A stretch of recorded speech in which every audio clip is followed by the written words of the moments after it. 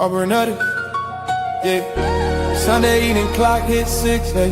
DC Wolf grab a mic, spit them Auburn tricks.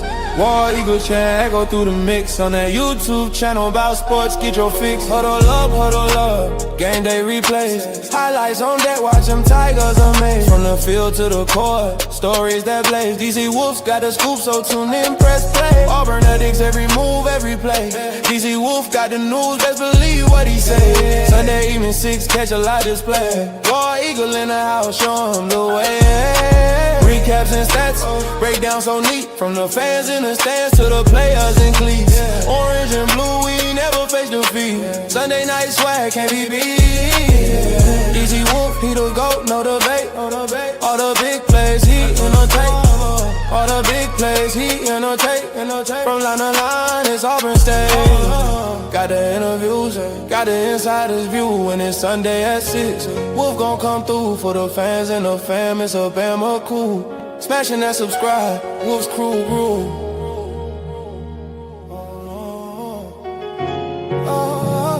Smashing that subscribe, Wolf's crew grew. What's up? Welcome in, ladies and gentlemen. Welcome to Auburn News Today, aka Have You Heard? And I got my ice cold brother, the coldest brother in the land. That is Nick Frazier from Water Cooler Talk Sports, ladies and gentlemen. Bro, we about to run it up today. Auburn News Today. What's going on, Nick? What you got going on, man? Not much, man. Chilling. How y'all feeling, man? Hope y'all doing all right. Hope y'all doing good, man. I can't complain at all. Can't complain. You know me. I am excellent, Nick. I am excellent. Besides what's going on with basketball, I am excellent, man. Today show map, y'all get it together.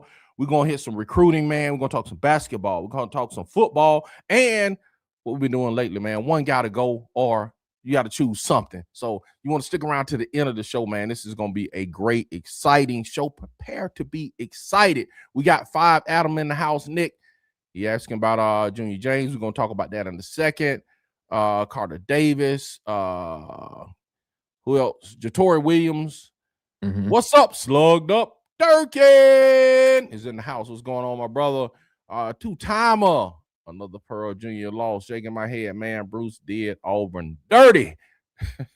All right, Mike McKinney, what's up? What's up, Mike McKinney? How you doing, my man?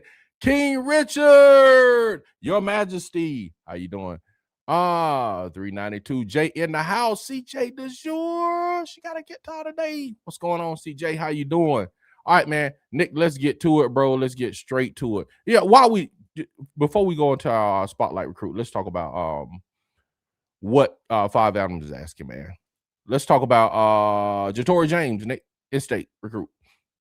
Yeah, guard out of Central, man. Seems to be a guy that was he got offers on the board, 4-star guy. Before it seems as if Florida State might have been the lead, maybe. I don't know. We'll see how that changes once we get the in-state, everything going. I mean, of course, you know, from Central Phoenix City, got a lot of talent coming out of there. So, yes, sir. Could he end up at Auburn, Alabama? We'll see. You know, we'll see.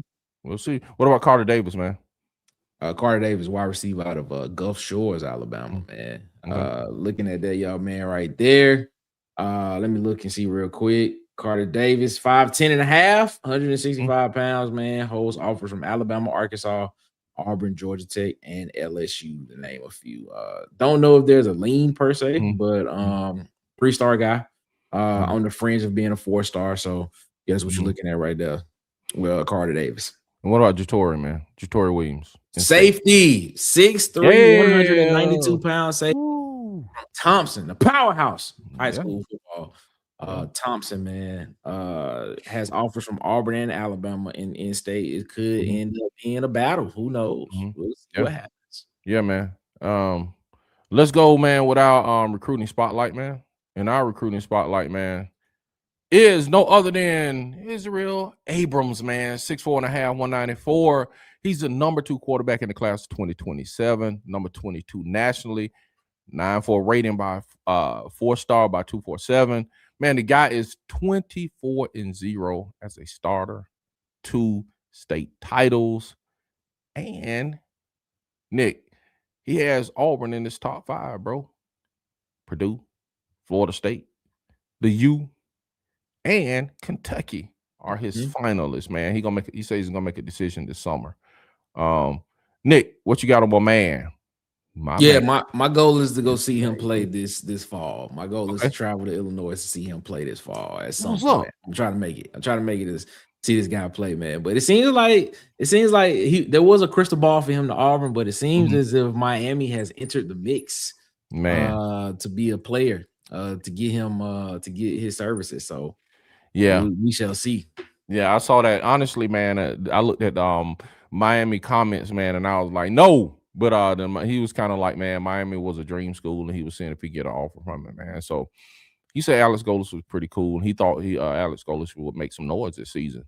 So if Auburn has proof of concept on the field, man, they were, he was hot on them for a second. So hopefully we get proof of concept on the field, man. And they say, man, this guy he could throw on platform, off platform, man. He has accuracy. He's throwing at like 55 miles an hour. When did that become a thing? The velocity, ball velocity. They say they have a machine now.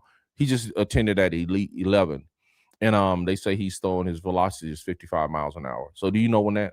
I had never heard of that, honestly. I mean, I thought it's always been a thing. I thought it's something that they always did, like at the combines and stuff. So I guess it probably has, but they haven't made a big deal of it, I guess. So, but yeah, he's throwing at 55 miles an hour.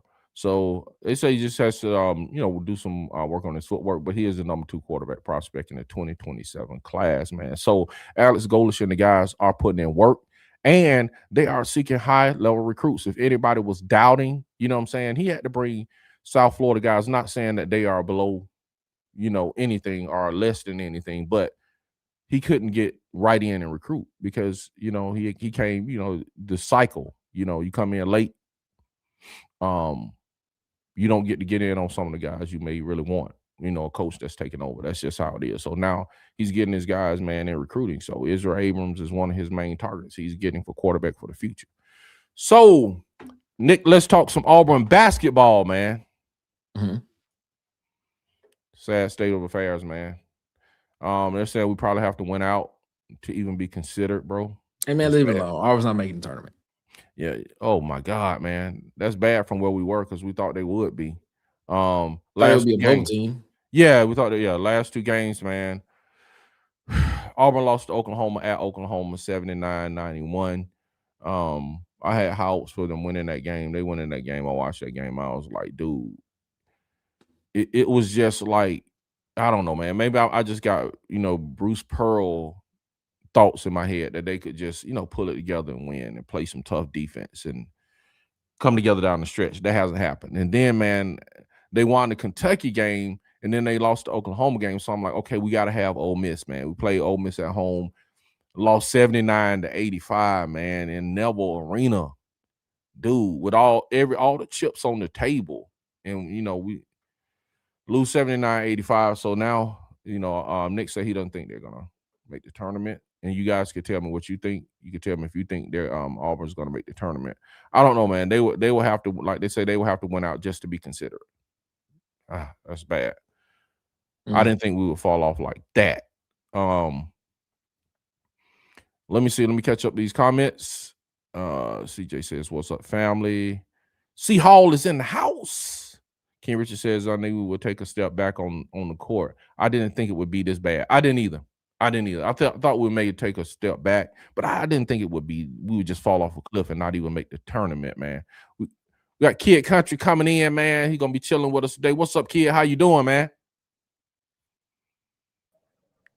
What's going on, fella? Ain't nothing, man. We chilling, Kid. We're gonna talk. We talking some Auburn basketball. Just talking some Auburn recruiting, man. If you have any names you want to throw in there, man, I know you always have the names you throw in, bro, that people don't know about, that are up and comers, man. That you spotting talent early. So anybody that you could think of while we talking about this, man, that that you might think of that would be a good pick for Auburn. You know what I'm saying? We're just talking about Israel Abrams, and we're just talking about 3 of the guys that are in Auburn, man. I'm in Alabama. That may be Auburn leans. C Hall says, so right, King, yes. Our women team suck too, man. It's Huddle Film. He said it's Huddle Film say 6'2", Nick. Okay, it was an inch shorter. 6'2". That's fine. I think he was like 5'10" or something like that. No, Carter Davis is 5'10 and a half. Okay. Dude jumped from 5'10" to 6'2" on huddle, bro. Yeah, I don't know. You gotta do till you show up. C Hall might be a good football season, man. That's what SECZN saying. Shout out to SECZN, man. The #1 designer in the world, the #1 clothing designer in the world, man. The next Versace. She was saying the same thing. Maybe we're gonna have a good football season now that basketball is down, man. Ain't nothing happening. What's up? The Huggy Beard. The Rooster Mac is in the house, ladies and gentlemen. Two-timer can't even beat Ole Miss, man. That is sad, man. I'm like, bro, Ole Miss on the come up, beating us in football and basketball. That's sad, bro. Yeah, this is what it says for Carter Davis. Carter Davis, 5'10 and a half. 5'10 and a half, man. We ain't out here trying to. We're not trying to trick you, man. Lenardi still has Auburn 11 seed, though. Auburn needs to start winning. Is that updated after the game last night? I know they were 11 seed before they went into the game last night. So that's the question. Is it two-timer? Tell me if that's an updated thing, man. He said it's been around. He said the velocity thing with the football has been around. Yeah, I guess they just hadn't been publicizing it like that. Seemed like they would, though. That's a important metric. What's up, Wade Lewis? What's going on, Wade? How you doing? He said, man, fire Stephen Pearl, man. I think he get another year, man. Don't he have a 5-year contract, don't he, Nick? Yeah, Stephen Pearl is his first year as a head coach. Everybody want to fire him already. They like, get him gone. Come on, man. Get him out of here, man. Come on. Let's be better. This is not even. I don't even think this is the team he recruited. I think this was something that was just given to him at the last minute. Yeah, and to be fair, though, you know, the fall off has been tremendous, but you do have to give him time to get his own players and roster, man. Exactly. Do. You know what I'm saying? You know, we do. Anybody else, we would give them that same courtesy, man. CJ said, I do also think that B-ball team is done, maybe for the best. Maybe, man. Slugged up. Let Stephen Pearl get a year of his own players and decide from there. That's what we were just saying, actually. Man, that's a man, Ed Darby, Mr. 2-1. I'm not surprised you had almost nothing coming back, man. And that, man, shout out to God Body Science. He said it in the beginning of the season. You know, you have those friends, some of the friends around you that, you know, just tell you what you want to hear, but then you got friends around you that tell you the truth. And God Body, he was on it with the basketball team, man. I didn't want to believe it. I just wanted to be optimistic. I wanted to bug a little bit. You know what I'm saying? I just had Bruce Pearl coaching thoughts in my mind, and maybe that will fall on your boy Steven and all that, man. It just, I don't know. We'll see. He does deserve to have his own roster, though, for real, though. We have to give Pearl time. This is his dad's team. He is a first-time head coach. Everybody on that so far. So far. He said yes a few minutes ago. What's a few minutes ago? What's up, Jared Abbott? What's going on? War Eagle to you, man. Win or loss, War Eagle. Yeah, we here, man. He on the poverty and best bits. For sure. Definitely, man. Definitely. Was I the only one that was expecting a down year in B-ball? I think everybody was expecting to take a step back, but I don't think, man, we was expecting, man, not to make the tournament. Maybe, you know, like we talked about it earlier, man. We were saying maybe a bubble team, you know what I'm saying? But I didn't expect not to make the tournament at all, man. Mm-hmm. He said they are 11 seed, they're in one those play-in games. Yeah, but you got to be like, what if they lose? They got 2 more games, right? So I know they have Alabama, then they have LSU at home. So if they lose to LSU, bro, it's like they got to win these last 2 games, man. He said, let's not fire Coach Baby Pearl. Mike, what's up, man? Why after the 19 season they went away from the 3-point shooters? I don't know, man. I don't know. I have no idea. I think Auburn problem is they like depth and size. That too, man. He was like they couldn't play the defense they wanted to play this year because they didn't have the depth to play it like they normally do. Usually they are a ferocious defensive playing team. But even Stephen Pearl said it. He said, man, we want to play the type of defense we normally play and have played in, you know, recent years. But he was like, we don't have the depth to do it. So he was like, we can't. And Nick just disappeared on me. Hold on a second, y'all. Let me fix this until Nick comes back. All right. It's just me and Edward. What's going on, Ed? All right, let's do this. What's going on, man? Ain't nothing. Next thing we finna do, man. We're gonna talk about football, Elwood. We're gonna talk about stock up, stock down. So we're gonna go offense today. We're gonna go. Nick is back. You back, Nick? Yep. Okay, you good? Yeah, we good. Okay. So Nick, we're about to go into stock up, stock down. Football, offense. All right. Okay. So we're gonna go position group by position group. So what you guys gonna tell me is, like, for instance, is the tight end room. Is that stock up, stock down, or is it just you just gonna hold on where it is, or it's even from last season? So we're gonna go through every position group. We'll do offense this week and defense next week. Okay. So in chat, I need y'all to help us. Let us know. We're gonna put your comments on the board. Let's go running back room. Stock up, stock down. Are you holding steady on the running back room, Nick? Stock up. So the running back room is absolutely better than it was last year. Yeah, when you got four number one running backs in the room, yeah, I'm up on that. Yeah, I'm stock up on it. What about you, kid? Got to go up. I mean, they really didn't lose nothing out of that room outside of Austin, which he left halfway the season anyway. So they can't go nowhere but up. So yeah, stock up. Okay, and let's get Tez right on time, man. Caught your drink. What's happening? Yeah, man. You should be right then. You got your sip. You know what I'm saying? You should be ready to go. Stock up, stock. We're gonna stock up, stock down, man. On the offense, we're going position by position group. So we're starting with the running back room. So far, everybody is stock up on the running back room. So from last year, stock up or stock down, bro. Stock up, stock down, running back room. Stock up. Okay. I say stock up. Yeah. Okay. Everybody's stock up so far. Yeah. Stock up. He said no, they need Mr. Turney. Do you think we can get the quarterback from Arizona, Eric? Who's that? Winslow? Yeah, I guess. I was gonna say we needed our CBM this year, but he's not even on USC team anymore. What? Really? Okay, expound on that, man. Wade says he get kicked off or something. Man, I don't know. Yeah, expound on that. Tell us, man. Wade Lewis says stock up on running back room. Running back is up. Mike McKinney says running back up.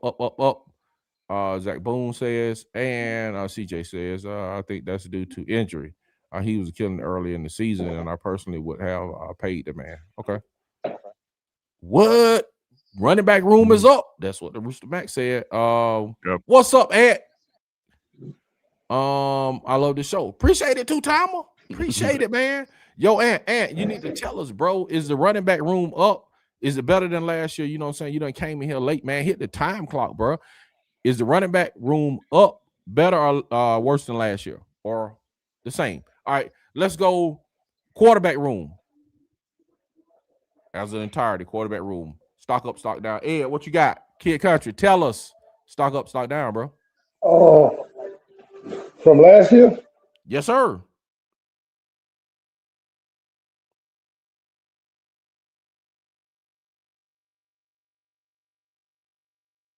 You there? I guess it is. You know what I'm saying? I guess they came in there and kidnapped him. So what we on, man? I lost my whole wide receiver room. We're on the wide receiver room.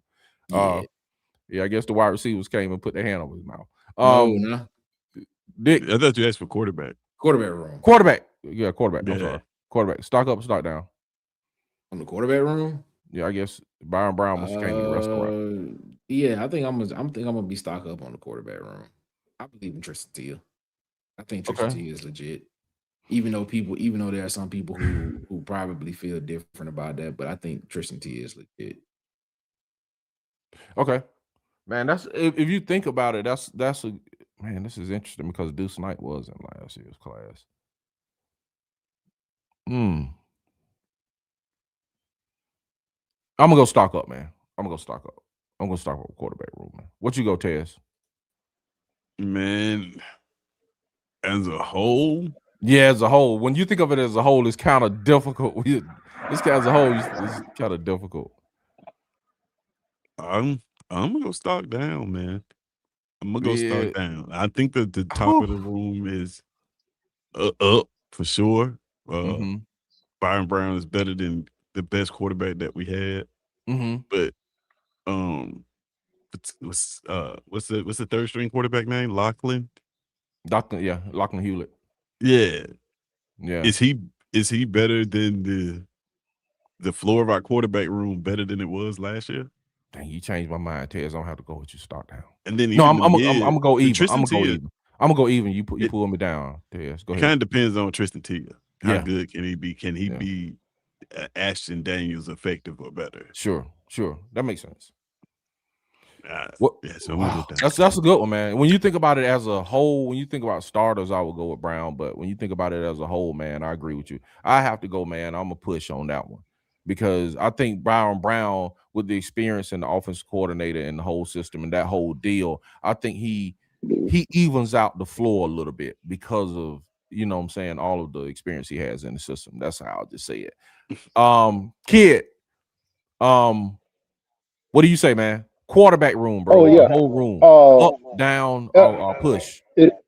It's down. Okay.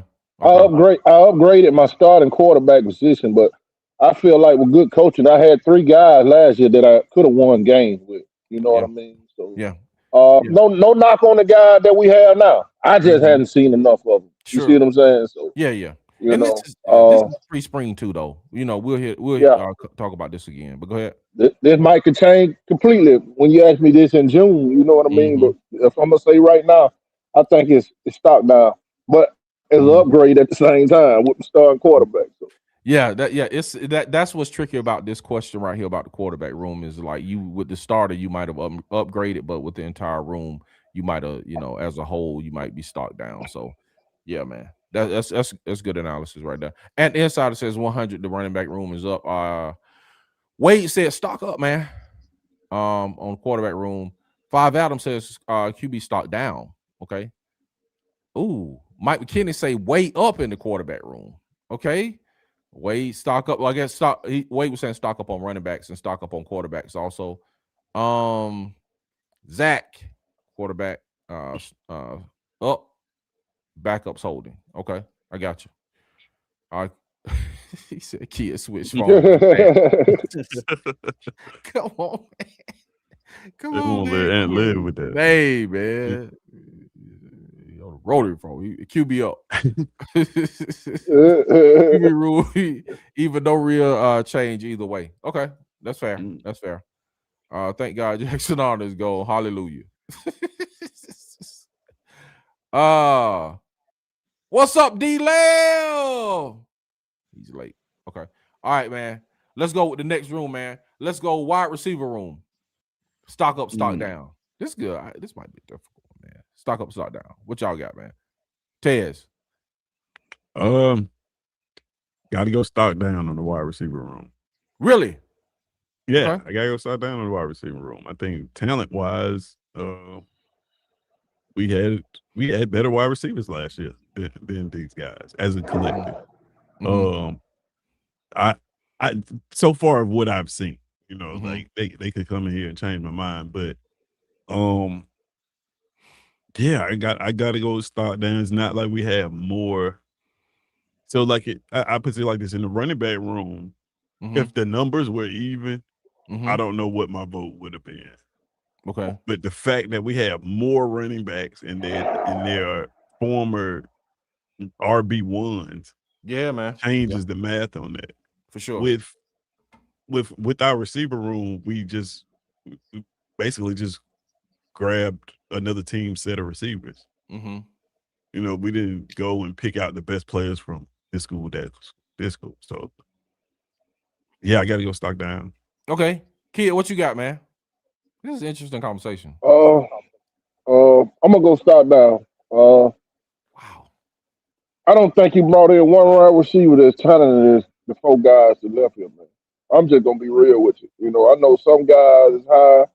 You know, I give them a plus that they know the system, but overall talent level, I think no, without a doubt, just stock down. Okay, and man, I'm glad you said that because that's going to go into the next question we got. That was going to be interesting too. I want to ask you guys. All right, Nick, I'm gonna go, man. I'm gonna say it's a push. Surprisingly, I'm gonna say it's a push, and I'm gonna say the reason I'm saying push is because I think, man for man, in ratings wise, you have maybe better, you have better talent, but I would say, man, because of the system and what you're bringing in and where they're coming from and who they're coming with as a whole unit, man, it might be. I know this is gonna be a hot take, man. It's a push for me, but it might be up because of the unit. I got exactly what you said. But it's like it's not just alone. I'm not looking at each individual player. Yeah, each individual player I would go if I just could get that room. But as a whole collective, man, you bring in the whole offensive coordinator, the system, and head coach, and everybody. So, bro, they might as a unit be more productive than our unit that we had, even though that unit individually is more talented, if that makes sense. That's man, I might even go stock up on it, to be honest with you. But I'm definitely going push for me. What you got? I was about to say, I was about to say real quick, I think every position on the offense is gonna be more productive than it was last year. Like, but we rating them room by room, then I gotta weigh the talent that was here versus what we had now. But I think every single, like you said, system, quarterback, you bring everybody with you. Like, I think every position on offense is not a position on offense that I think is going to be less productive than what it was last year. Okay, so you're going to stock up on the whole offense then? I don't know if we rate stock up, stock down, as in like who was better. Yeah, who you think gonna be who as a unit, or who I think is gonna perform better? Just as a unit, who would perform better? You think the wide receiver core last year, are we upgraded? Are we not? Or is it a push? Okay, I got you. So you still downgraded? That it's down. I'm still because if I had a choice, I'd take Cam Coleman. Okay. Malcolm Simmons. Okay. Nick. Yeah, I'm stock up on the wide receiver. Hey, my man. That's what I'm talking about, Nick. That's what I'm talking about. Give us a reason why, Nick. My man. I mean, everybody has mentioned talent. That's all cool. That's cool and everything. But I'm looking at the production numbers. That's what I'm looking at. I mean, I've stopped looking at talent. Yeah, I've said it from the jump. Yeah, Cam Coleman would have been an NFL draft pick coming out of high school, in my opinion. But the production wasn't there. Wasn't. I mean, it could be for whatever reason it is, I mean, it can be for whatever reason it is, and things stuff like nature. Malcolm Simmons, talented guy, but can you sit here and tell me that the production was there? Was it? I don't know. Perry Thompson did get on the field. Should have been on the field, and things of that nature. I mean, I'm not arguing that, but when I look at what happened when they were on the field, I'm saying, all right. I mean, okay, so. But I mean, I just look at it and I just think this wide receiver room is going to be a lot more productive, and and everybody talked about the system and how the system is going to fit and how they've been a part of it, and that's fine, that's great. But I just think overall that these guys will be more productive and better. That's good, man. Good stuff, man. Everybody, man, good stuff. 5 Adam says she think wide receiver down, so they're going with Tez and Kidd. McKinney, wide receiver down. Me and Nick on the boat by ourselves. I think talent down, but we will get more production out of what we than what we got. What do you say? What we get this year? Okay. Ed says wide receiver room stock up due to the coach scheme. Don't need top level talent in this offense. All right. Stock down. So I'm gonna say stock up because of production. Okay, wait. Wide receiver room is like 2004 Lakers with all of those. Dang, it just jumped on me. All of those starts against a team in the Detroit Pistons. Yep, that makes sense, man. Man, that was so disappointing. That championship was so disappointing for me as a Lakers fan. They got drugged. Okay, 3,500 yards passing this year. Zach Boone. Ooh. I don't know if anybody agree with that, Zach. Zach, you're on the boat by yourself, buddy. Go back and watch the show last week. No, the coaches at QB play has a lot to do with the evaluation. This evaluation, yeah, it does, man, for sure. Seems like Deuce Knight will be riding the pine again this season. Seems like it. Yeah. Okay, but okay. Let me ask y'all this, and do y'all know anything about this? Why was the quarterback at Tennessee? Why was his temporary injunction just thrown out, and why is the quarterback at Ole Miss is not? Anybody know that? And we're gonna move I have no idea what the difference is, really. But yeah, because they both had a temporary restraining order, and then the Tennessee guy was just like, no, bro. The NCAA came in and was like kicked his out, but Ole Miss guy's still in so far. So it'll be it's just like me and you commit the same crime, DC. It all depends on the judge you go before. You know what I mean? Yeah. My judge might give me probation, and me and you did the same time. They might give you 5 years, or vice versa. So you know what I mean? Yeah. You just caught the right judge. All I know, because that's crazy. Yeah, it is, man. It is. It is crazy. Both of them got temporary restraining orders, and one is looked like he's gonna play, and the other one they was like, no, buddy, better go to the combine. Let's talk about offensive line. So everybody picked wide receiver. Majority picked down on the wide receiver room. Only 3 of us picked up. What about offensive line? Nick Frazier.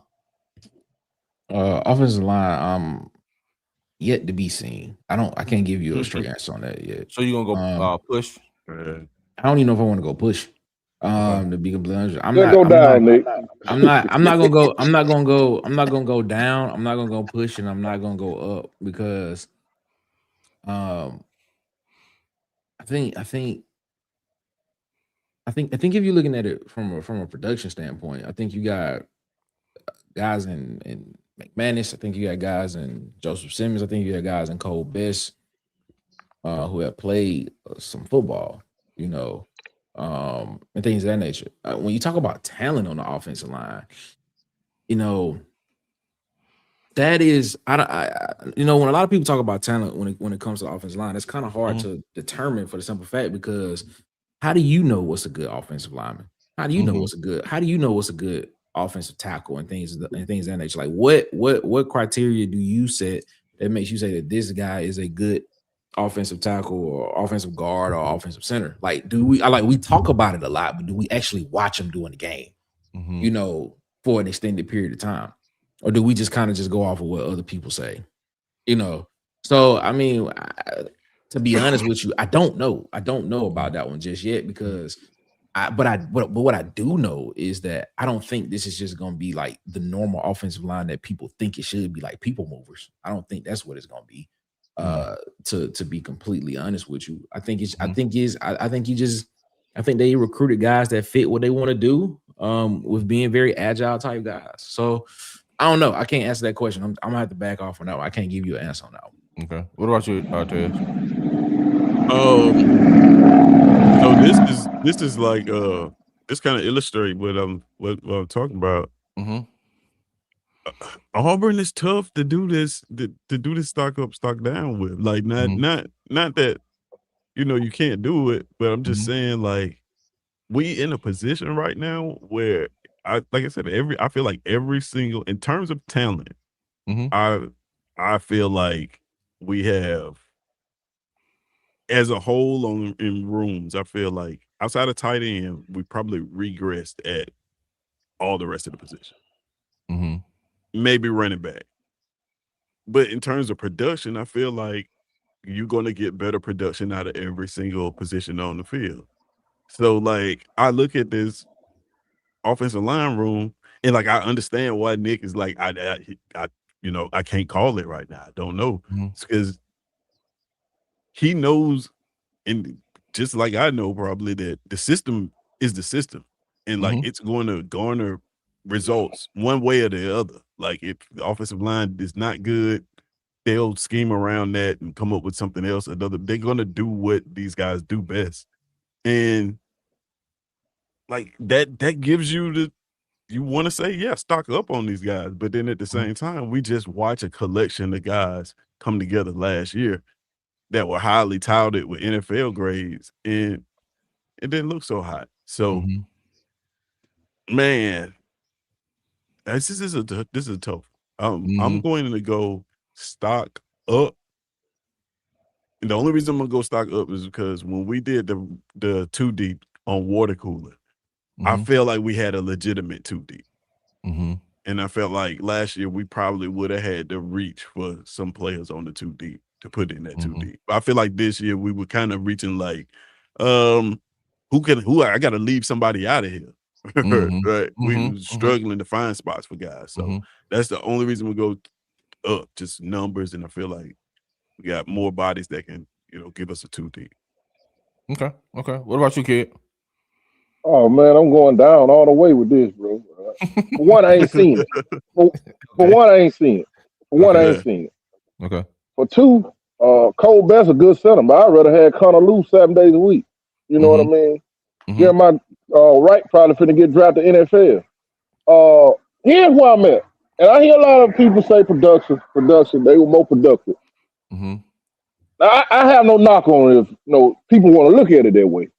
But I'm not comparing nobody from South Florida or James Madison. Man, I'm not comparing none of those guys that were playing lesser competition to guys that were playing in the SEC, bro. I mean, damn, if you put Perry Thompson on South Florida, you put Michael Simmons on South Florida. So, I mean, I'm not going to compare that production to SEC. They just going to have to show me. Up until I see it, because I done seen it too many times, you know what I mean? Guy come from that level of football, and it takes a while to get adjusted, man. It's a whole different, man. It's the best football in the world, man. Big T and SEC, it don't get no better than that. So, yeah, I mean, I got to go start down right now until I see it. That's today. You asking me today, so I'm gonna say start down right now. Okay, man, that might change in September, but right now I'm gonna say start down. You asking me today? You ain't asking me. So I got to give you my honest opinion for today. Man, y'all making some good points, man. I'm gonna go push. Man, I'm gonna go push, man, because El will pull me. Man, Ted's pulling me this way. Push El the whole team. This way. Yeah, I'm gonna have to go push him, man. I'm gonna have to go push because man, it's like it's hard because you might have better talented, but this room might be more productive. You know what I'm saying? Yeah. That's kind of like the conundrum you in. It's like you sitting looking at all this talent that for whatever reason didn't produce, but then you looking at they might have talent that numbers wise and individually might not be as better as that talent, but they might be more productive. That's you know what I'm saying. That's kind of what you're wrestling with. So is your seventh offensive line better? Offensive line. Yeah, and I agree with you. Is your eighth offensive man, line? I'm right there with you. That's why I say both of y'all kind of pulling me both ways because exactly what you're saying. I totally agree with that. But what like Kid said, I kind of I'm of that thinking, man. It's like I'm sorry, Mr. 21. There's levels to this thing, man. So I'm sorry, Mr. 21. O-line push. So somebody agree with me. O-line push. O-line remains to be seen. Okay. To be determined. O-line push. Okay. But man said at the inside said O-line down. O-line 50-50. Okay. Don't need people movers in this offense. I agree with that. Tight, what's up? Alabama Megacast, Kid Culture, tell your people to go see Tight Sports, man. You know what I'm saying? He do that old crazy Alabama sports talk, man. Hello, gentlemen. I could tell you what bad offensive line look like from tackle to tackle. Okay, yeah, y'all had a bad one. Y'all had a bad offensive line last year. If the O-line is down, then the season record would be about the same or worse. Big SARS, salute. And that's a good point. That is a good point. So it is going to lead to the next question, Big SARS. So hold on. O-line down, man. A lot of people saying O-line down, man. You need push on the goal line and short. Short, yeah. It depends on what kind of offense you're running, man. Now, can I say that, DC? Can I say this? Go for it. Go ahead. Okay. Now, I'm saying down, but understand what I'm saying. scheme makes up for a multitude of sins too. You see what I'm saying? So they could, in my eye, they could be down, but still play together better as a unit. You know what I mean? I'm leaving them room to elevate. I got them down right now. As spring go, I want to watch them rise. You know what I mean? But I think the scheme don't dictate for, you know, a lot of things that we needed last year. And I think scheme put last year offensive line in a bad situation. Yeah. Right. You know, if Hoopman is where Golden said he is, say one of the smartest coaches he ever been around, then offensive line should be better based on the scheme. Yeah, that's why I said it's a great argument either way, man. But go ahead, Tez. No, I was about to say that's what I was saying, that you could every position on the field, every offensive position, because of the scheme, should be more productive. Yeah, that's kind of why I'm going up in mid, because it's like for me, that's what's pulling everything up. The loss of talent is the efficiency I think they're going to bring with the offense and everybody being familiar with it. That's why I think you will have better production. That's why I think that raises the floor. But I don't know. Like Ed said, it's difficult because you got to see them against legitimate SEC competition. Yeah. And I said that about the guy from Virginia Tech last year, man. I'm like, okay, I hear he is the best of the best in the portal, but I need to see him against SEC talent. I need to see it before I make a decision. What's up, Auburn Dad for life? Wade said most NFL O-linemen are not from the SEC. Mark Poe, DC, you are banned. Stages is the word you use. Yeah, stages. That's right. It is stages, man. It's stages, man. It's stages, man. Elwood will tell you it's stages, man. Scheme and tempo will make this O-line look better than it is. Along with BB-17 playmaking ability as a runner. Okay. Last year line was not scheme. They were simply not taught blitz pickup. Ooh, only taught and used slide protection teams knew this. Wow. All right, tight end room, guys. Tight end room. Up. I agree. Up. Nick. Up. Yeah, I'm up on the tight end room as well. Kid, what you got, bro? Man, it's up, man. I seen my tight end drop down there every pass throw to him last year. It can't do nothing but get better. It can't do nothing but go up. Oh, man. I think that might be the most surprising room of all of them, though, because I think they got some blockers. They got some. You got a guy like Eccles, man. That dude is a playmaker. Then he's still young. And the other kid that was at Florida that transferred and came back to the SEC, man. I think they got some playmakers. A guy like Ryan G. You know what I mean? I ain't counting him out. So I think they got a lot of different body types, a lot of different guys that can do a lot of different things. So I might think this might be the whole surprise of the whole team right there. I think so too, man. Okay, so everybody agree that tight end is up, man. Yes. This is so everybody weigh tight end up. Everybody say tight end up. Mike McKinney, tight end up. Zach, yeah. Everybody says tight end up. Okay, everybody agree with that one.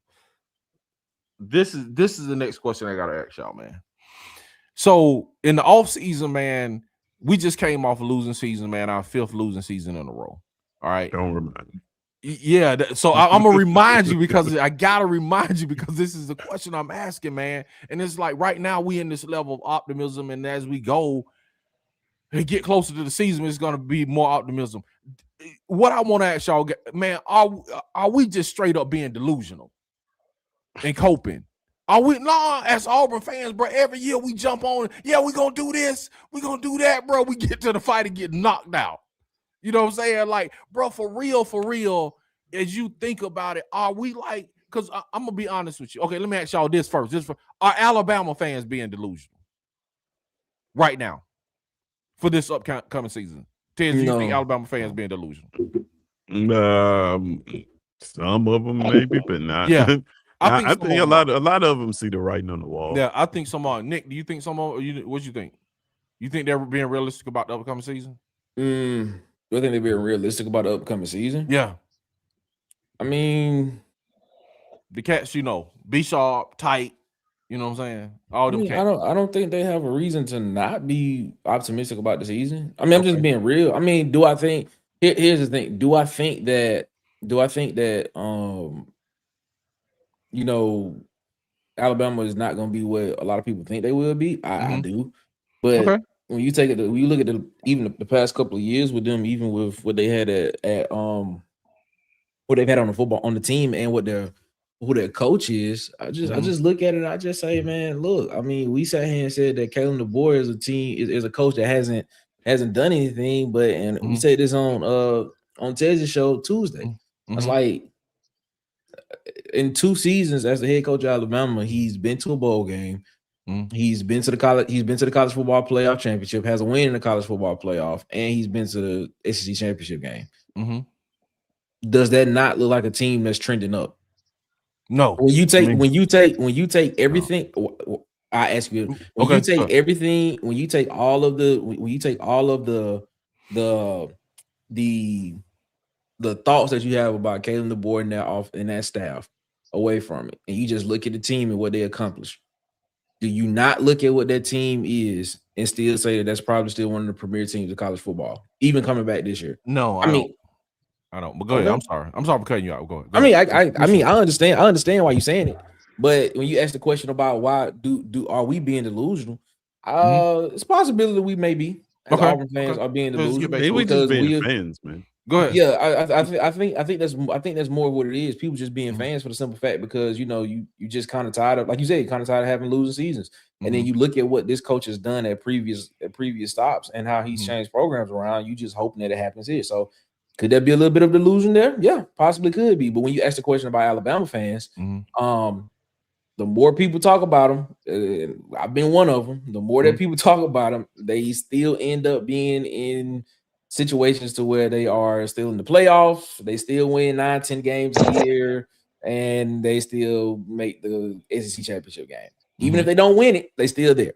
So does that not, to me, what has changed besides them, what's changed? I mean, it's still, from the outside looking in, it's still like par for the course for the majority of the people. You can have the debates about what it looks like on the field scheme wise, but it is looking at on the Alabama thing, man. I think you can just, from what we're seeing on the field, a lot has changed, man. From Nick Saban, a lot of this stuff we're seeing, bro. But the results are still the same. No, it's not. The results are not the same. They're still in the playoffs. Nick Saban did not lose games in this fashion. Nick Saban didn't field teams that lost this many games in a season. But they are still bowl game. They still in bowl games. They still in college football playoffs. They still in the conference championship conversation. Yeah, but when Nick Saban and they're still ranked in the top 25. But when Nick Saban, they was not ranked. What are they ranked now? They were not ranked like this when Nick Saban was there, bro. If you're looking at Alabama trajectory is not going up. It is not. Alabama. Here's the question. Alabama trajectory is going down. Here's the thing. We keep talking about Nick Saban.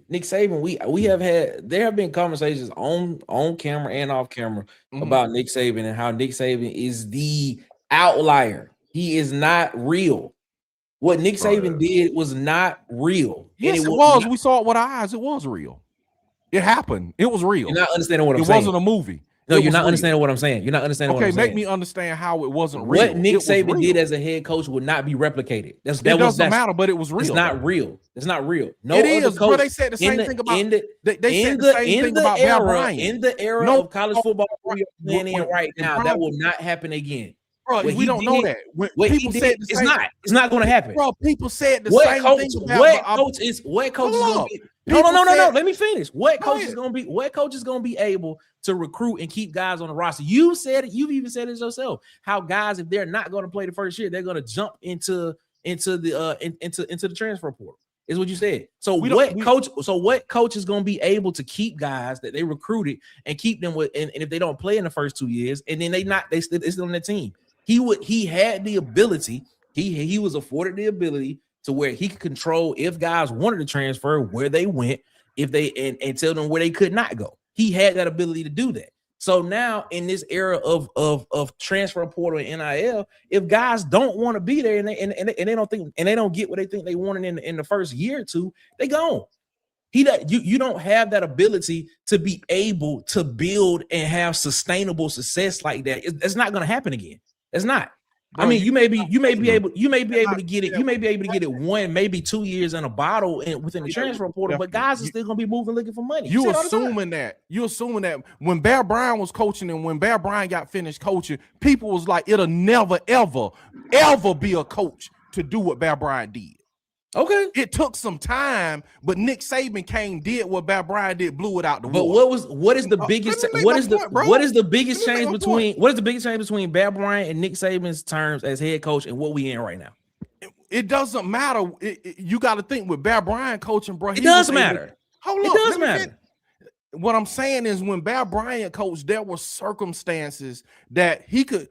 There was no scholarship limits when Bear Bryant coached. There's none now. You can have 105 people on the team. No, it was none. But you feel what I'm saying? Technically, 100 scholarships, but still no scholarship limits. We haven't seen that yet, though. That's just now. But what we didn't see that right? Last year.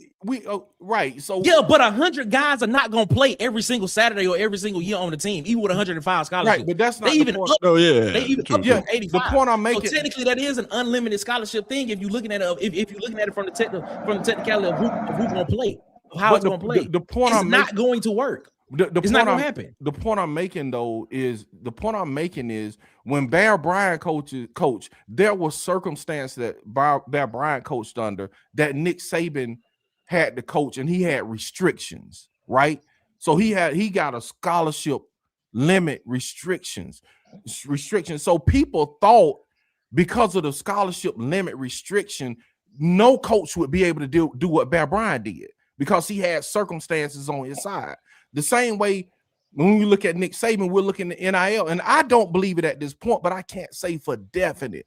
Bro, it might be a coach that reel off 10 titles in his career. We don't know, but I'm just saying to say definitely what he was unreal and all. Bro, Brad Bryant, they said the same thing about Brad Bryant, bro. Same thing. That's all I'm saying. So y'all have convinced me that yes, 100% Alabama fans are delusional. Yes, they are. 100%. But I think because you go ahead, kid. I think on a team by team basis now. I'm gonna be honest with you, and I don't want to say this, but I'm a real football fan. I can call it like I see it. Mm-hmm. What they was expecting last year, they probably finna get this year, bro. That team up there this year, they got a cakewalk schedule. Mm-hmm. They gonna be better at the quarterback position with either of those guys that end up. They're gonna be able to run the ball. They still got AK Deal. You still got my guy that just come there from Jackson, Alabama, Crowell. That is a monster.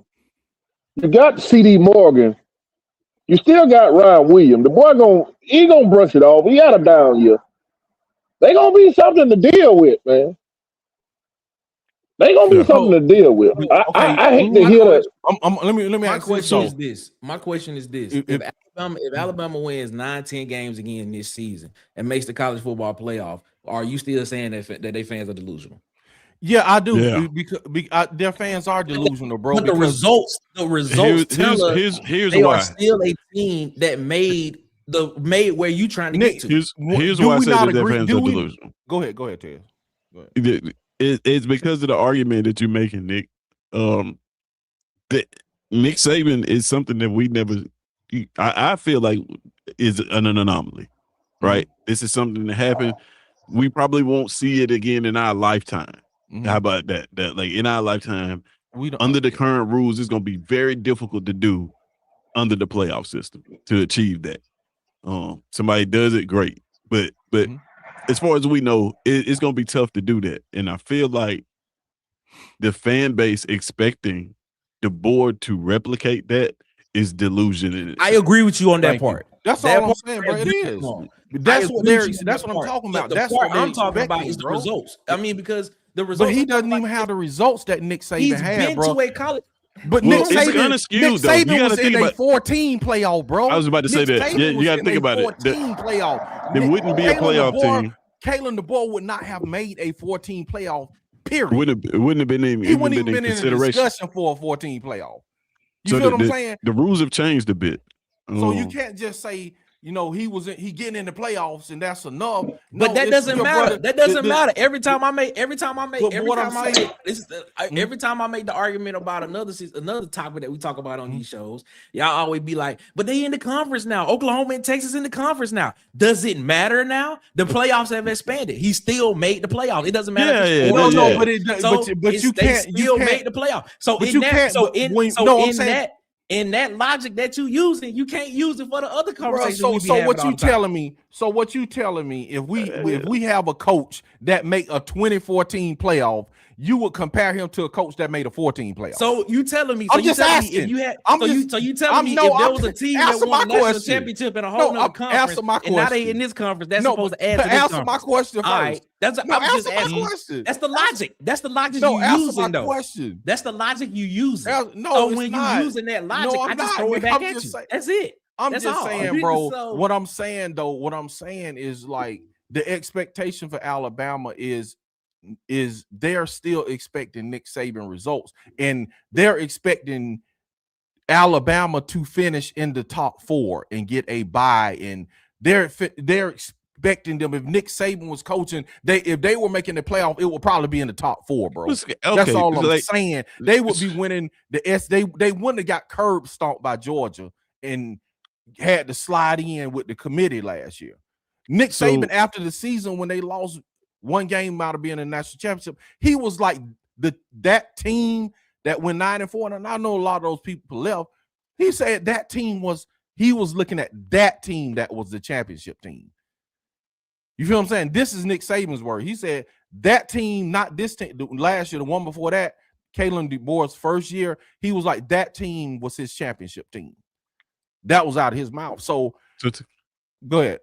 I was going to say, okay, let's take Nick Saban out of it. Take the essence of Nick Saban out of it. And ask yourself this. You ask this about Auburn. If you woke up tomorrow and we had the #1 composite ranking in terms of talent in the country, if you tell me that Auburn had that 2 years in a row, what would your expectations be? National championship. So like somewhere near it. so like even without Nick Saban in the equation, it's enough in Tuscaloosa for people to think that. Like for people to say, hey, this is a national championship team. We have the talent. We have the best roster in the country. I don't know if that's true this year, but I know for the Kalen DeBoer's first 2 seasons, even after the mass exodus of players after Saban retired, with what they brought back in the portal, the composite ranking of their team was the #1 team in the country. And then they brought in another recruiting class, and they were the #1 talented team in the country. So, like Kid was saying, and they gonna be a problem. You start naming those players can play. They're gonna be a problem for that alone. What we doing now is trying to compare DeBoer to Saban, and you kind of asking yourself if you give Saban 2 years of the best talent in the country, how far would he get? Right? What would Alabama's team look like? And it's a question we'll never be able to answer, but it definitely deserves the back and forth and debate. It's an interesting debate, but and with the talent, man, I just can't see it. What did Hugh Freeze got ran out of town for? One was his scheme, but everybody was like, bro, with this talent, this is a top 10 talent. You know what I'm saying? That was the mainstay in our argument with Hugh Freeze. So y'all don't think we're being delusional as Auburn fans? Nick say, yeah, you could be. I'm just trying to be pretty rational. I'm just trying to be grounded. I mean, to ask for 6, 7 games, you know what I mean? 8 games. I don't think that a fan could ever be delusional asking this team to win 7 games. I don't care what team it is. Like, you're asking for 7 wins from your football team. I don't count that as delusion at all. We ain't that bad. Well, we don't think we can win 7 games. Say that last year. Yeah, and the year before. That's what I'm saying, right Nick. about That's that. what, yeah, right. That's what I'm saying, Nick. Is like, but when we said that last year, we was under the impression of like, all right, yeah, man, it's what it is. We should be. I thought the dude was gonna come to work. But then, I'm just going back to the Alabama conversation. We say the same thing about Alabama, but their results say that they are still one of the top teams in the country, even by making the college football playoff. So when you say they're being delusional by saying that, oh, we should be a playoff team or we should be in the conversation next year, I don't think they are, because the recent results say that even with that happening, they still did it. Okay, even whether they got help from the committee or whatever it is, the results tell us what people gonna see 10, 20 years from now is that team beat Oklahoma in the first round of the playoffs and then got blown out by Indiana in the second round. And that's what the results are gonna say. So are you saying the results are gonna say that Auburn had 5 losing seasons in a row, even though you signed 9 of the top 10 in the state of Alabama, 9 of the top 10 in the state of Alabama. I think 2 years in a row or something like that. You signed majority of the top 10 in the state, and you had top 10 recruiting classes. The results are going to say you were a 5-17. Okay, so what I'm saying, so each one of those years, Auburn fans were delusional. So let me ask you this, and that's my conclusion of the Auburn thing. So on the Alabama thing is, do you think Alabama fans was expecting to get straight curb stomped by Georgia? And that's a subset of the argument. That's a subset of the argument. That's a subset of the argument. Can I finish the question though? That's not the argument though. It is, because but it's not though. That's not the argument. Has to do with expectation, Nick. The expectation is to do what? Make the playoffs, right? To be one of the 12 teams. Delusion ain't to. The expectation is to be one of the 12 teams. The expectation is not to lose the SEC championship, bro. It's not to lose a playoff game. Okay. The expectation is to be one of the 12 teams, right? But their expectation was not to go to the SEC championship and lose it. That's a subset of the argument. But what I'm saying, what I'm saying is that, I mean, that is relevant as a fan, bro. Is like you not expecting to go. You're not saying, bro, I just want to get to the. Now, if they would have said, all I want to do is get to the SEC championship, it don't matter if we win or lose. I don't care if we get curb stomped. Did they say that?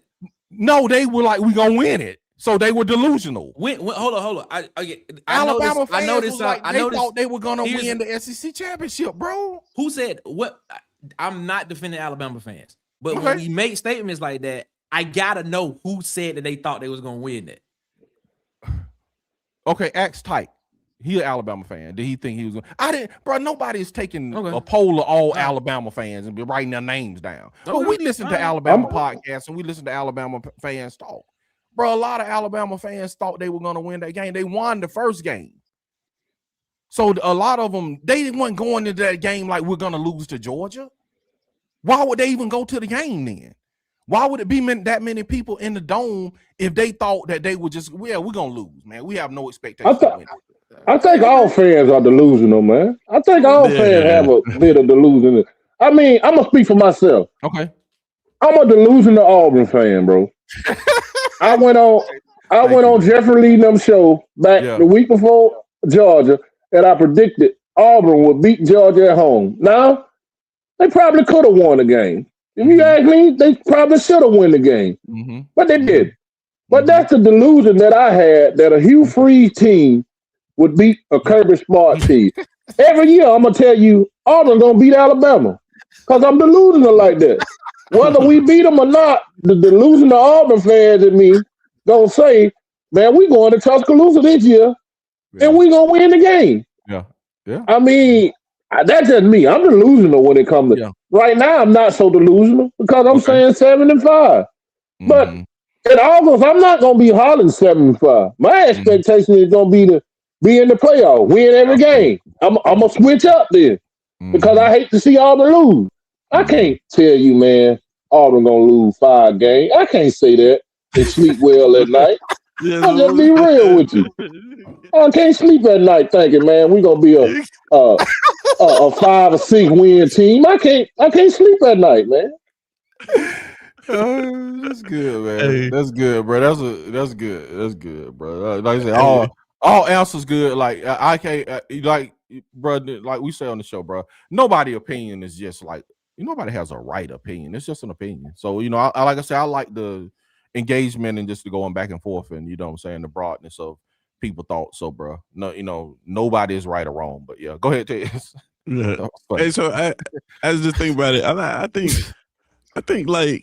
think both of these fan bases, kind of like Kid was saying, both of these fan bases are delusional, but in different ways. But in different ways. But for similar reasons, right? If you think about it, Alabama, they've had so much success that being a playoff team, the things that Nick was saying, like that's not enough. Like they almost wanted to look like the previous regime. Like they wanted to feel that dominance. To feel like a dominant team. So even just making the playoffs is not enough for them because they've had so much success, and this guy has been here in a fixture for a very long time. If you flip that to Auburn, I think it's kind of in reverse. I think we've been bad for so long that if I come out and say that, man, I think that this is a 10-win team, I get looked at for being delusional. But really, maybe it's the masses of the fan base that just got PTSD from the previous regimes. Like in reality, man, because I want y'all to think about this. Everything about Alex Golesh in this system that is Auburn right now says that this team is going to be successful. That was not the case with Hugh Freeze. That was not the case with Brian Harsin. You can argue Hugh Freeze had all the talent and all that thing, and it was looking up in trajectory, but it was still that doubt. There were still people saying, like, even within the fan base, like, why did we hire him? He still had this whole thing over his head with, we're not going to talk about his history, but his history, right? It still was in question. There was questions whether with the moment he signed, there was questions whether his offense was outdated and whether it could translate into the SEC.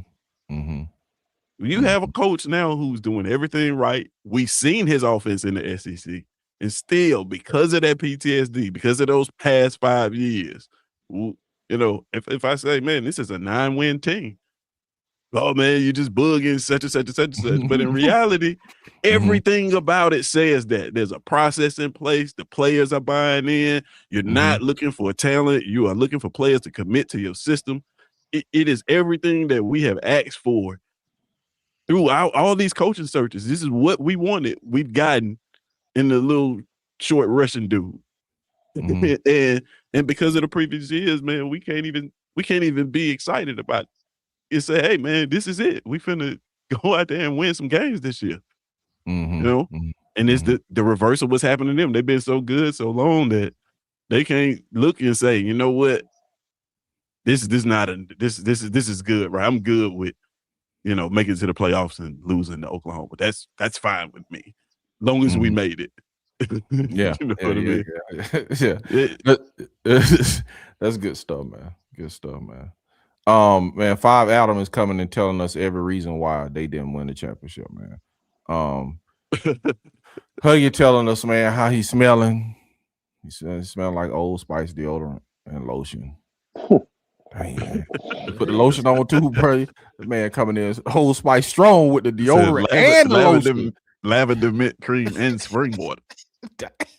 Fresh scent.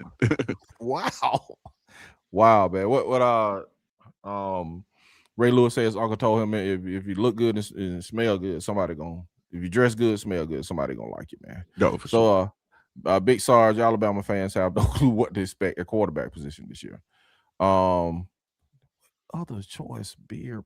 Yeah, what you put in your beer, man? You got whiskey barrels and sandalwood. Dang.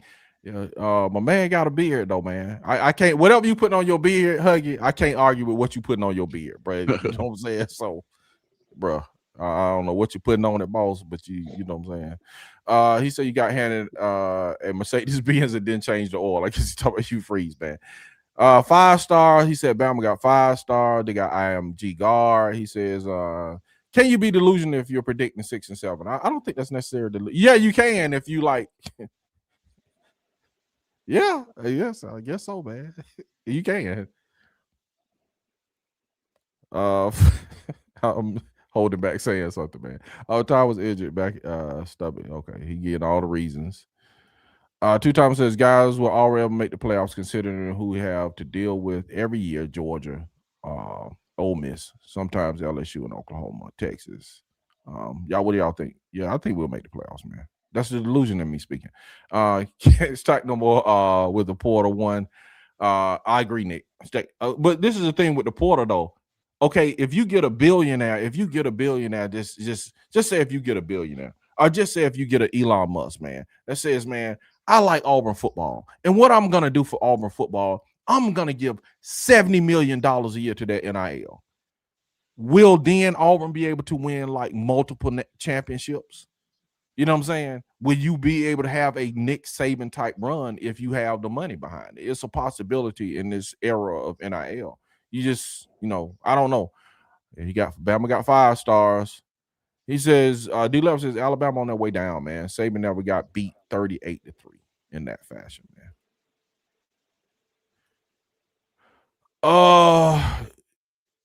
We said the boy got 5-star QB Russell, class 25, and 5-star QB Jed, and Bama leads 5-star Elijah Asian. Okay. He's saying all the 5-stars they got. 5. They got a lot of 5-stars, man. He said that y'all was ready to fire the boy, though, man. Right? He said the boy got into the playoffs in 14 playoffs with Washington. Okay. Cincinnati made the 14th playoffs. TCU also. Bama ain't going to win all them titles no more, man. Man, I agree with you on that, man. You got all that talent and got blowed off the field. Yes. Tight says that team lost 46 players. Absolutely, they did, Tight. He said, yeah, they have the new Hugh Freeze, man. He says, no, the expectation was to win. He said their expectations are to win championships. Absolutely. Yeah. Absolutely, man.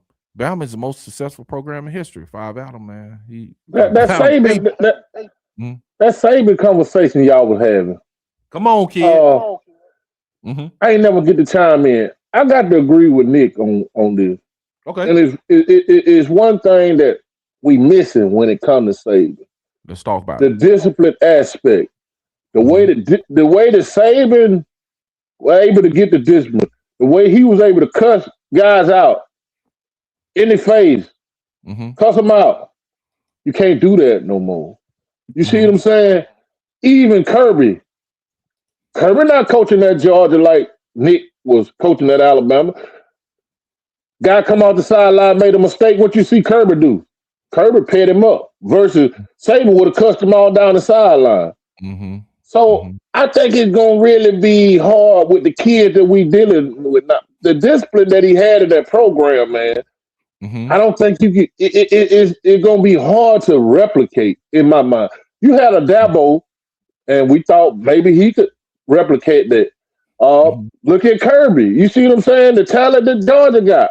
Kirby finding that it's hard to walk in those shoes. Maybe like you say, 40, 50 years from now, a guy pops up and he goes on a hell of a run. I'm not saying that can't happen, but I just don't. I think those days are done because I can't just. Saban had all the 5 stars up there at one point. It was at Alabama or either LSU. He had all the 5 stars. If I had a 5-star tackle, I had another a junior, I had another as a sophomore, probably another one as a freshman. It actually waited their time. So unless college football put in some major changes, that might be the last time you see that, man. Okay, let me ask y'all this, and I just said the same thing. This question about this, and we're gonna move on. What about the money factor? We seeing TCU become.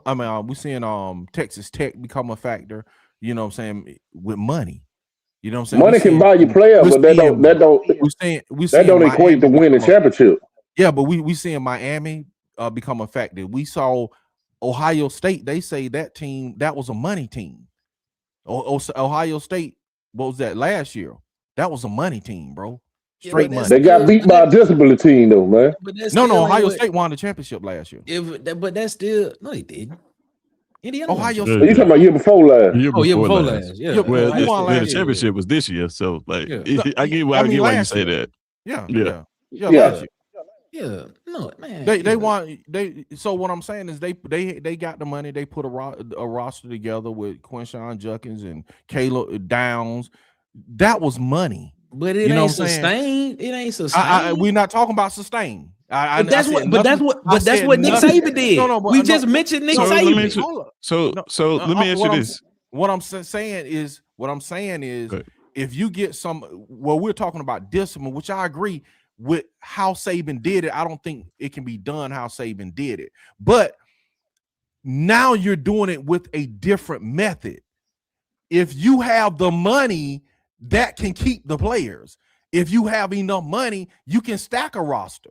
So why didn't? But that don't necessarily mean you're gonna win, though, man. I never said that. I never said that. I didn't say let me that. ask you this though. What I'm saying is the same things Nick Saban did with discipline and those type of whatever he did. What I'm saying, the catalyst now to doing everything Nick Saban did I disagree with with discipline. The catalyst now is money. I disagree with that. So let me ask you this. I disagree. Go ahead, Tess.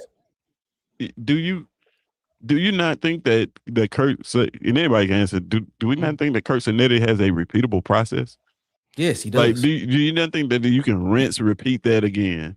Yes. I don't know. I don't know because I'm not saying he wins a national championship every year, but to a competitive team, the culture is already in place. Like you said, they have the NIL and booster backing. Yeah, if they have the NIL, yes. Yes. Yeah, but then he's not just going out getting high dollar players and buying the roster. That is true. I get it, but it's a fact. The difference is the money with Kirk Cinetti. People on that team, best believe, bro, as those teams progress and those players on that team are in that system get better, guess what? The people gonna come knocking, and their agents aren't gonna be like, "Hey, buddy, it'll be just great to play for Kirk Cinetti and miss all this money." See, more teams are gonna look at Kirk Cinetti and look at his development process and be like, "Bro, we'll just take his players." You got cats like that out there. Hey man, that he had a great line. Don't you think their agents are shopping them? Their agents are not gonna be like, "Bro, it's just great playing for Indiana." Their agents, every player on that team agent, as they peak in their performance, and it might be because of Cinetti is making them better. You know what I'm saying? With his process, but his process is gonna lead to a conundrum of you gonna hit the money door. I'm not saying it with all players, but a lot of times, as players develop, you gonna hit the money door where you gonna have to go in a room and you're gonna have to deal with that money issue when them players start escalating. So that's why I say money is the catalyst. If you have enough money, then yes, you can keep retaining the roster. No, you can't. So that's if you have enough money, you can. Because I guess so. Bro, if Auburn would have said, Cam Coleman, I'm gonna give you $5 million, bro. Don't you think that? And I can't speak for Cam Coleman, but don't you think that his agent, and his family might be, it's gonna be a question of, do we take 2.9? Or are we gonna turn 5 down from Auburn? It's gonna be a question. The money, bro. He turned out a blank check. Reportedly, he turned out a blank check from somebody. I guess I look at it a little different though, because go ahead, man. So you can't stack rosters, right? You can't. Exactly. If you have the money, you can. Well, I don't think you can, to the level that Nick Saban was stacking rosters, like that running back room that had Derrick Henry and all those players in there, like that would have been you need. There's not a football team that has displayed that amount of capital to be able to. It would have been an $8 million running back room. That's what you're talking about. So my point. But I'm saying I don't think you need to. Yeah, I'm saying that's the point I'm making. I'm saying if you do have that capital, you can. That's all I'm saying. But I'm saying is I don't think you need to. I think the reason why I don't think it's gonna be another what Nick Saban did is other teams have gotten better. It's more parity. Like in Indiana can win a championship now. It has nothing to do with, like, for me, the roster and not being able to get talent. I'll tell you why. But also is, we think about it like this. if there was a transfer portal back then, would Nick Saban have stacked those rosters, or would he just address positions of need, and then when he needed a running back, got the best one he could find? Sure. That's exactly what he would have done. Like the potential of a running back out of the portal is probably going to be better than your third string running back right now. Just when you think about it, you go 1, 2, 3 on your roster, the third string guy, right? The potential of getting the best running back in the portal next year is better than him. So there's no need for me to stack my roster with 4 and 5 and 6 high caliber guys no more, because I can go to the portal and get a starting caliber at whatever position that I need. Right. So that I don't think that part of it is a hindrance to somebody repeating the Nick Saban process. I think what's a hindrance is simply they got to play more games. Like it's a playoff system. They had to play more games. This is a win or go home system. This is not, a lot. Half of Nick Saban's success came in an era where you only had to win one game. All you had to do is win the SEC championship, and then you win one game after that, you're national champion. Then he had, the bulk of it in that the other half of it in that 4-team playoff. But now, like, it's a task to win. That's why it's so impressive that Indiana was able to do that. They don't play a series like basketball where the best team usually always wins. This is win or go home in college football right now. So, just look at Auburn, bro. Just look at Auburn. We just fired a coach, man. They had a top 10 roster in all of college football. A top 10 roster in all of college football. And never had a winning season with them. So just spending money. Yeah, we know you got to get a coach. But go ahead, kid. Go ahead. Just spending money, you know what I mean? You go back to Goldis. That's why I like what he's doing. We can spend a bunch of money for a guy and put together a roster of a bunch of expensive guys, but they don't even love to play football once they get that money. Is they gonna have the same work ethic? You know what I mean? So it's just so much that goes into it, man. To where, I just fired a coach, man, and went 5 and 7 with a probably say top 8 and top 9 roster in all of the country, but didn't have a winning season. Now, that's crazy to say, man. But this is the question you just asked about if the portal and all that would have happened with Nick Saban being able to retain his roster. If Nick Saban had a blank check with the portal open, I think he would be able to retain his roster. No, I don't know about that, because he was able to. Kids could transfer when Nick Saban was there, and people, even when he was there with NIL, cats wanted to come, and they were taking pay cuts to play for Nick Saban. They were literally. What I think is happening. What I'm saying. You know what I think is happening. Wait a minute. To be honest, like DC, I know things happen. I think that I think you may be underestimating just how much more talent Nick Saban had on those teams than anybody else. Like, because if you take the most expensive roster that it's ever been in the NIL era, and you were to take that roster and you do an evaluation of one of those Nick Saban teams in NIL estimations, I bet it will triple it. That's why I said. That's why nobody's going to invest that. No, feel what I said. That's why nobody has. I'm not saying nobody's going to. I'm not saying that's a lot of money to invest. My point is money is the catalyst. That's why I said if Nick Saban had a blank check, I still don't think he would have had. No. What I'm saying is if Nick Saban would have had a blank check, he would have been able to retain that type of roster. No, he would not have, because kids would want to play for Nick Saban. If they could play for Nick Saban and make the money, I believe they did. But he wouldn't need to. Realize, at one point in time, if I'm not mistaken, in that running back room, we talking running backs. This is a great conversation. We're talking about running backs. I think you had Derrick Henry. I think you had Trent Richardson, and I may be wrong because I don't remember all this. Alvin Kamara was in that running back room at one point in time. He was, and he even transferred out to go to Tennessee to play. So when you say that if he would have had a blank check to retain him, the one thing that guys want to do, the one thing, yeah, you right, yeah, you can win games and stuff in college football, you can win national championships and stuff like that. But let's just understand this. The goal is still to get to the NFL. And the only way you get evaluated by NFL by scouts is by playing. It's by having tape. So would I rather sit 3 years on the bench behind these guys and be like, all right, well, I guess I win national championship hills. And then when it was my chance to get in the game, and it may not even perform well. I may need another year to do something of that nature to be able to get my to be able to show scouts what I can do. I'd have sat 3 years, and this one season, it might not have been my best season or anything of that nature. Why not go somewhere where you can play? Why not go somewhere where you can put? I totally agree with you. But doing that, know what I'm saying? But doing the Nick Saban era, that was commonplace for cats to sit 3 years. Yeah, you want to know why? You want to know why it was commonplace for them to sit 3 years? Because they know. I know exactly what you're about to say. That is not the reason why it was commonplace. No, it was the reason they were sitting is because they had an insurance. They had an assurance that Nick Saban could get them to the NFL. That's why they would have had to go to Alabama State.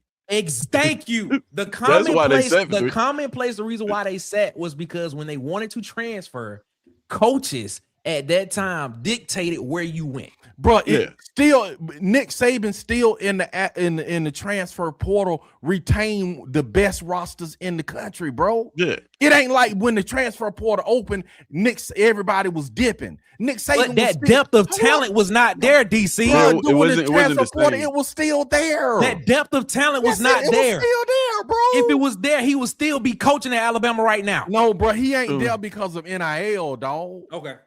He's not there because of NIL. He's not there because so you guys think about Alabama because of NIL. It's because of NIL, bro. He's not at Alabama right now because of NIL or the transfer portal. Yeah, I'm sure. Yeah, the transfer portal also. But what I'm saying is, think about this: when the transfer portal was there, Nick Saban was still coaching. When NIL coached for one season. Hold up, when the NIL coupled with the transfer portal, it was like, bro, he was gone when it happened. The transfer portal into what in 2018? No. NIL. Yeah. Yes, it did. The transfer portal entered in 2017, 2018. NIL hit in 2021.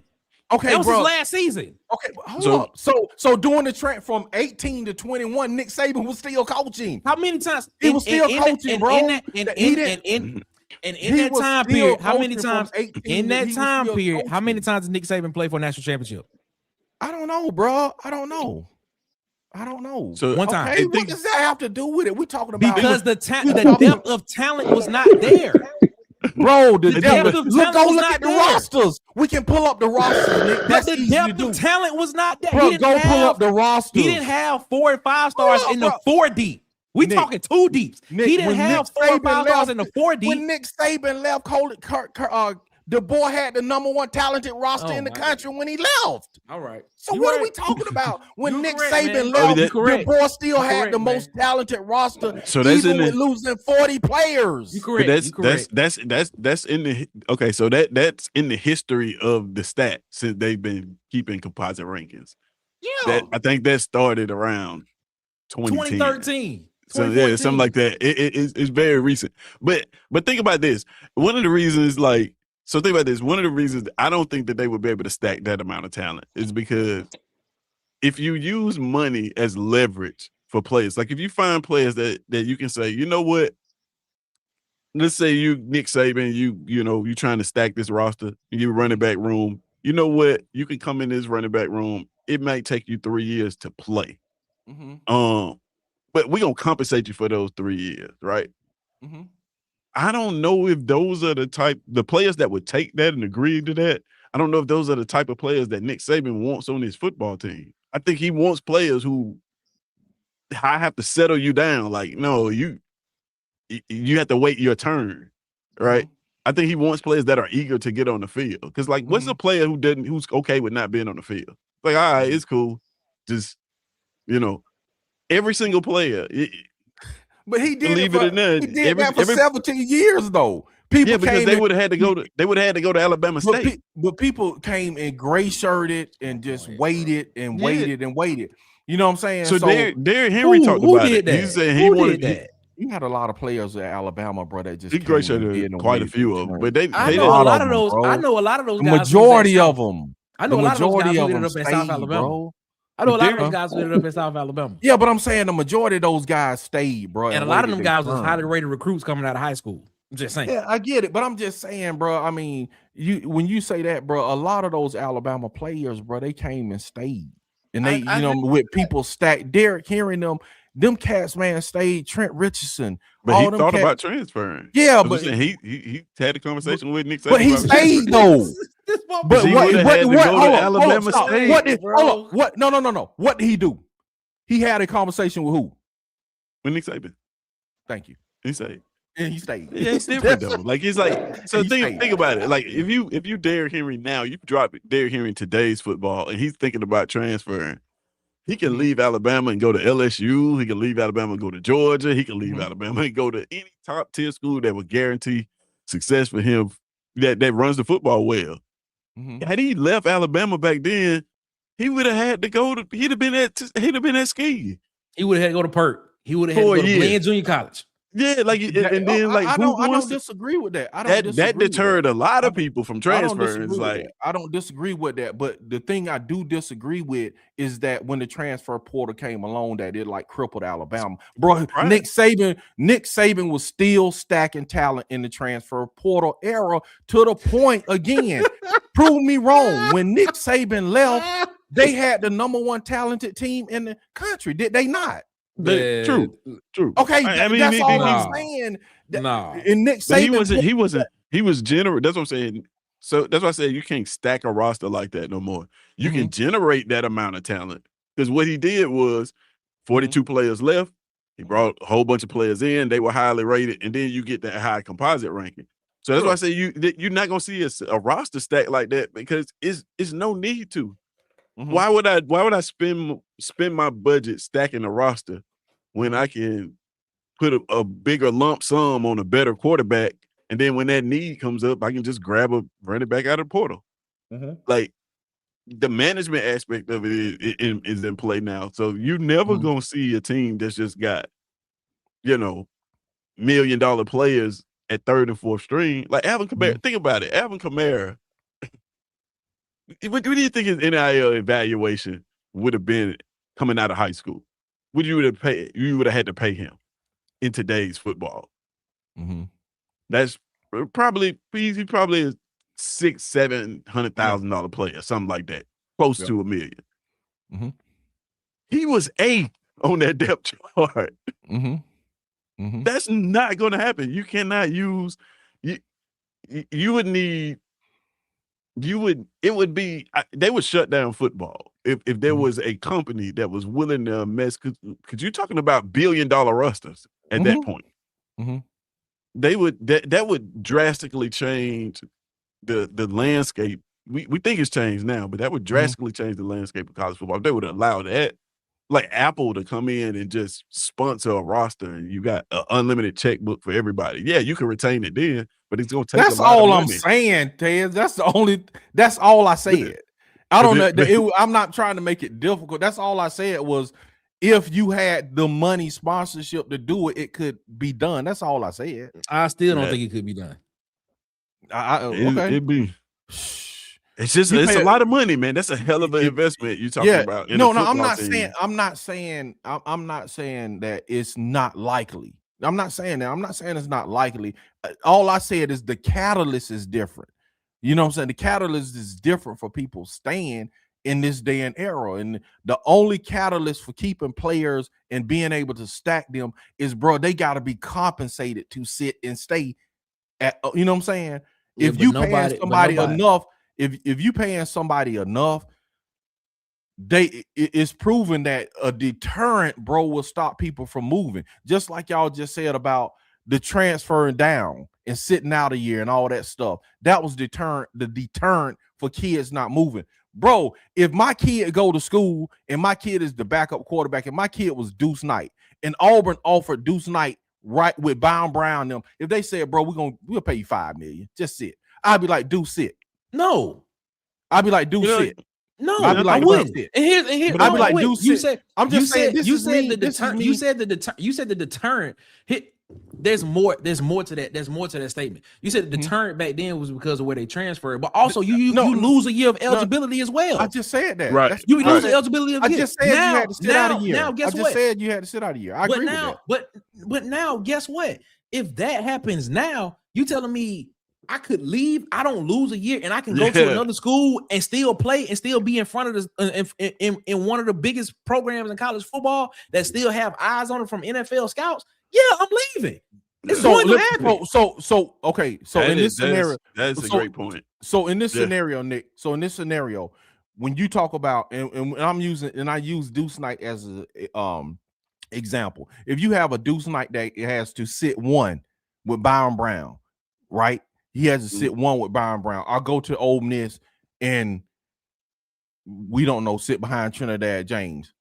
Yeah, I don't know why. I do that all the time. So if he had to go to Ole Miss, man, or he could stay at Auburn and sit his year and make $5 million, I would sit at Auburn and make $5 million behind and wait for Byron Brown to leave versus going to Auburn. He in the same situation, probably making less money. I would just sit at Auburn for the $5 million. My point is, bro, the amount of money will start. That's a different situation. We talking about a starter caliber guy. We're talking about a starter caliber guy that's sitting behind a guy that's starting in front of him that could literally go to another school and play right now and get paid. I use the Deuce Knight scenario. What decision would you make?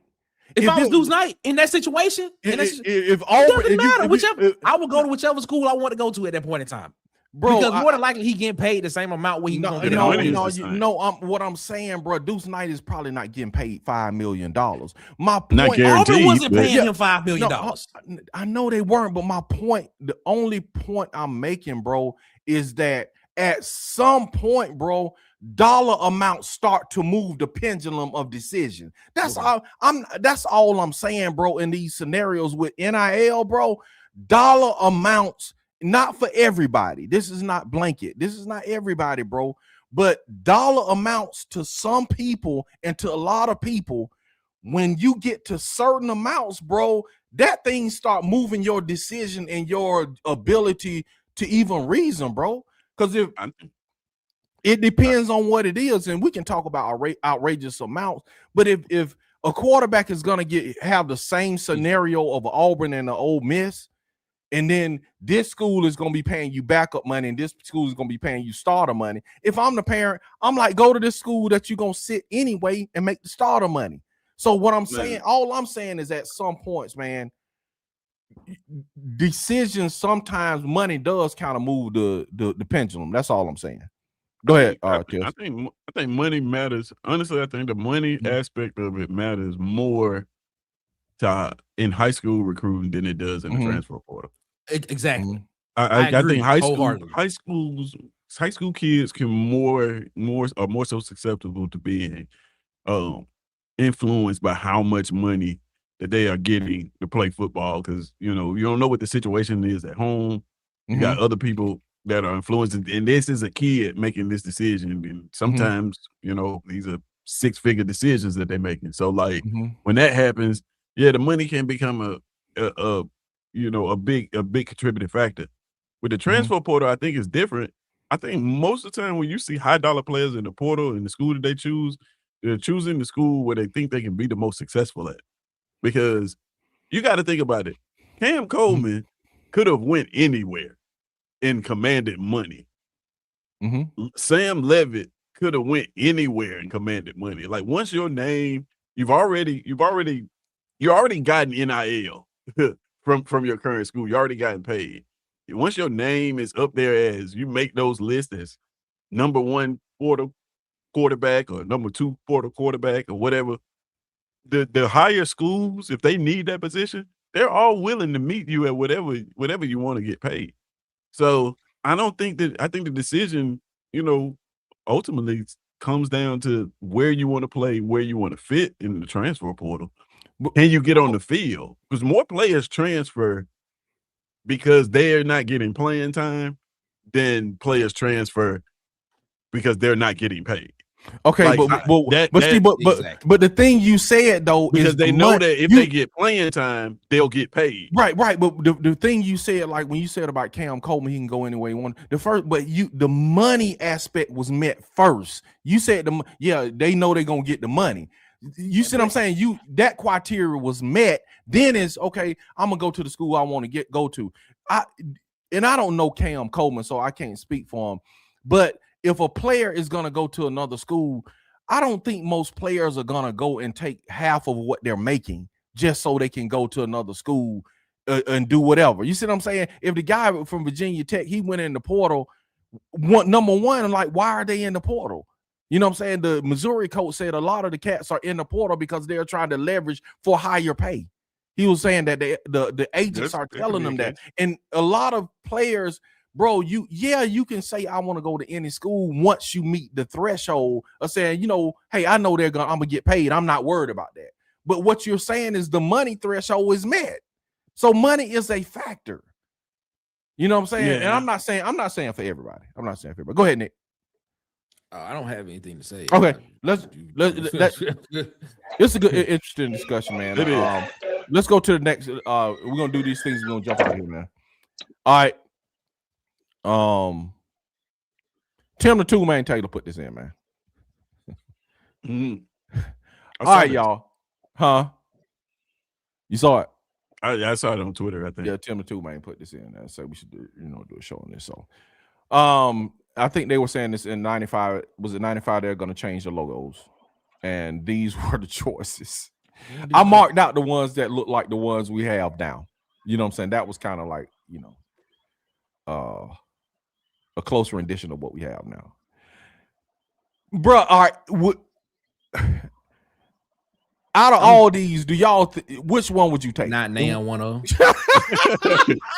The media team was tripping back then, boy. We won't Neon them. Not Neon one of them. Not Neon one of them. I'm sorry. Nah, Nick, I'm with you on that. I'm with you. That's what I was thinking. I was like, I would not choose nothing on here would I choose. If you had to choose one, which one would you choose?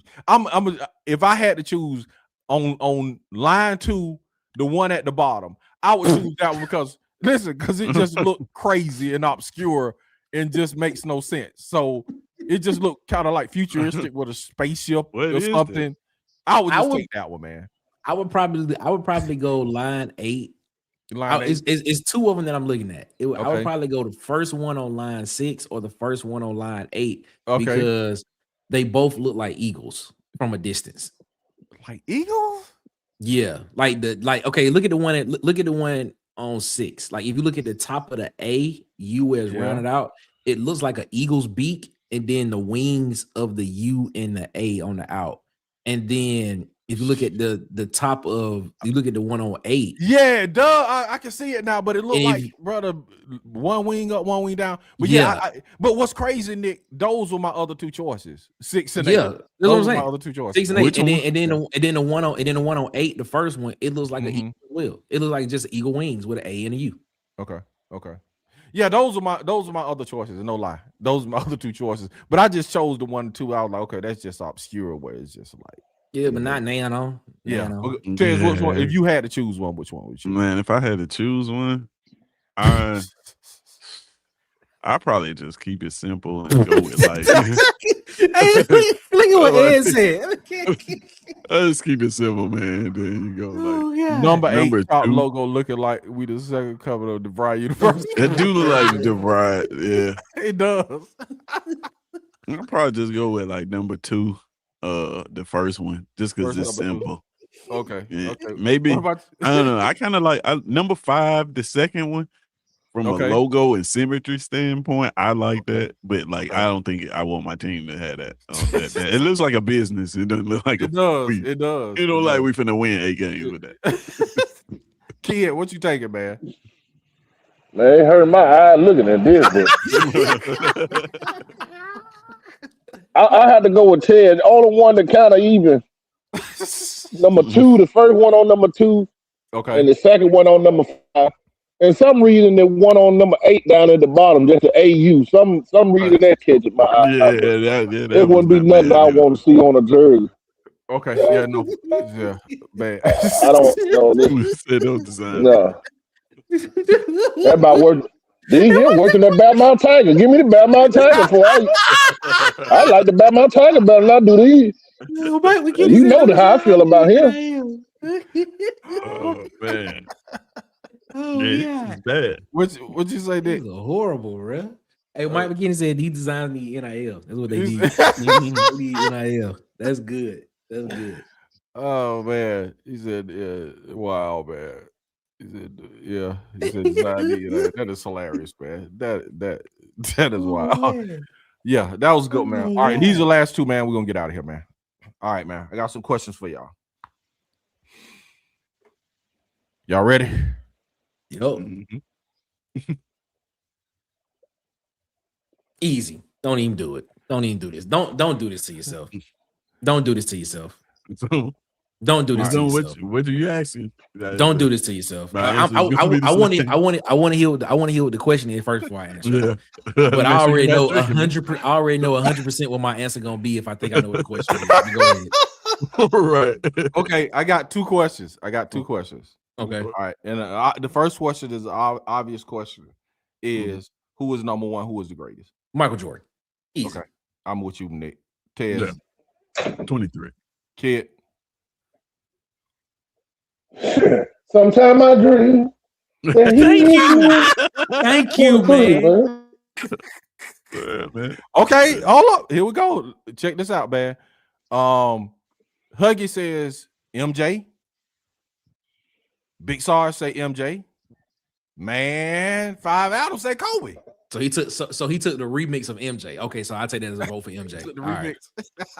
Right. I can respect anybody that picks Kobe though. I can too. I respect the Kobe pick. I respect. But the answer is MJ. Yeah, it is. The answer is MJ.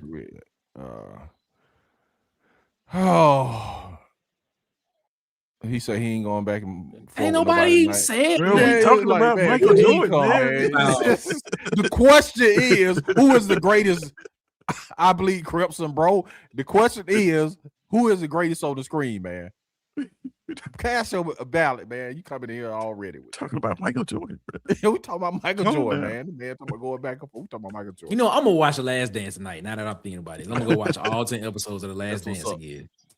So far, everybody choose Michael Jordan, right? All right. The second question. If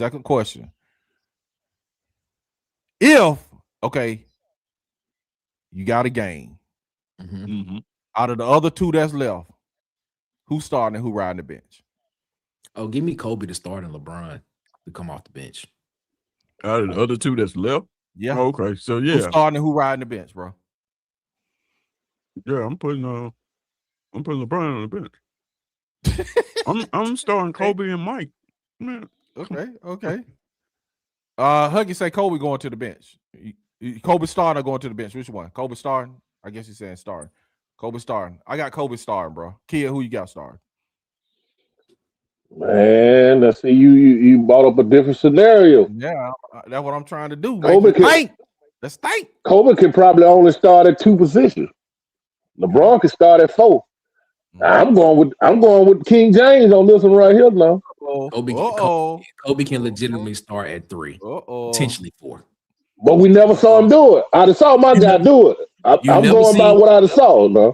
You never saw Kobe. You never saw Kobe start it. You never saw Kobe play the 4. But Kobe can definitely play the 1, the 2, and the 3.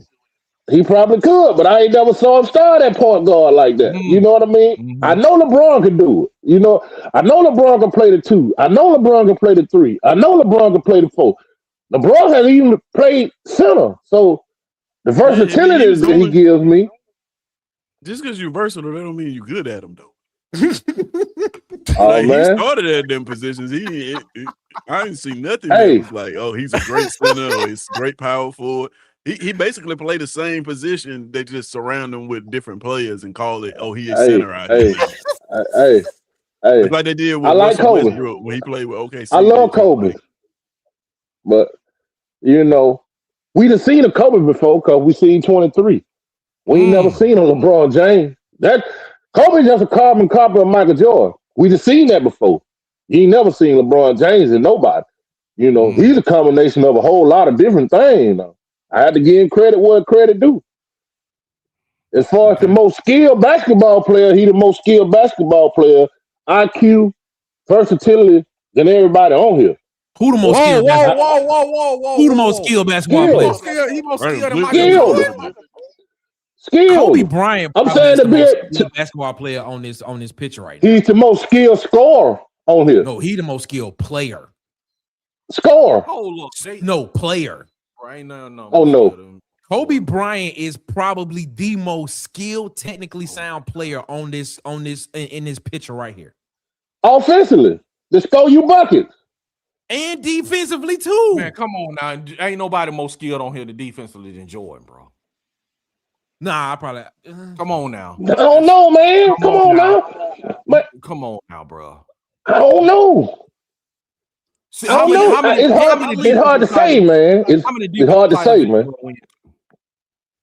We know LeBron ain't got no defensive player of the year. We know that. There's only one defensive player of the year that's on here, and it's Mike's. That's Jordan. And if I'm not mistaken, I think Jordan got like 9 of them. Yes, bro. Ain't nobody playing on defense like Jordan on this pitch. But when you talk about skill, like technically sound basketball player, Kobe Bryant is it, man.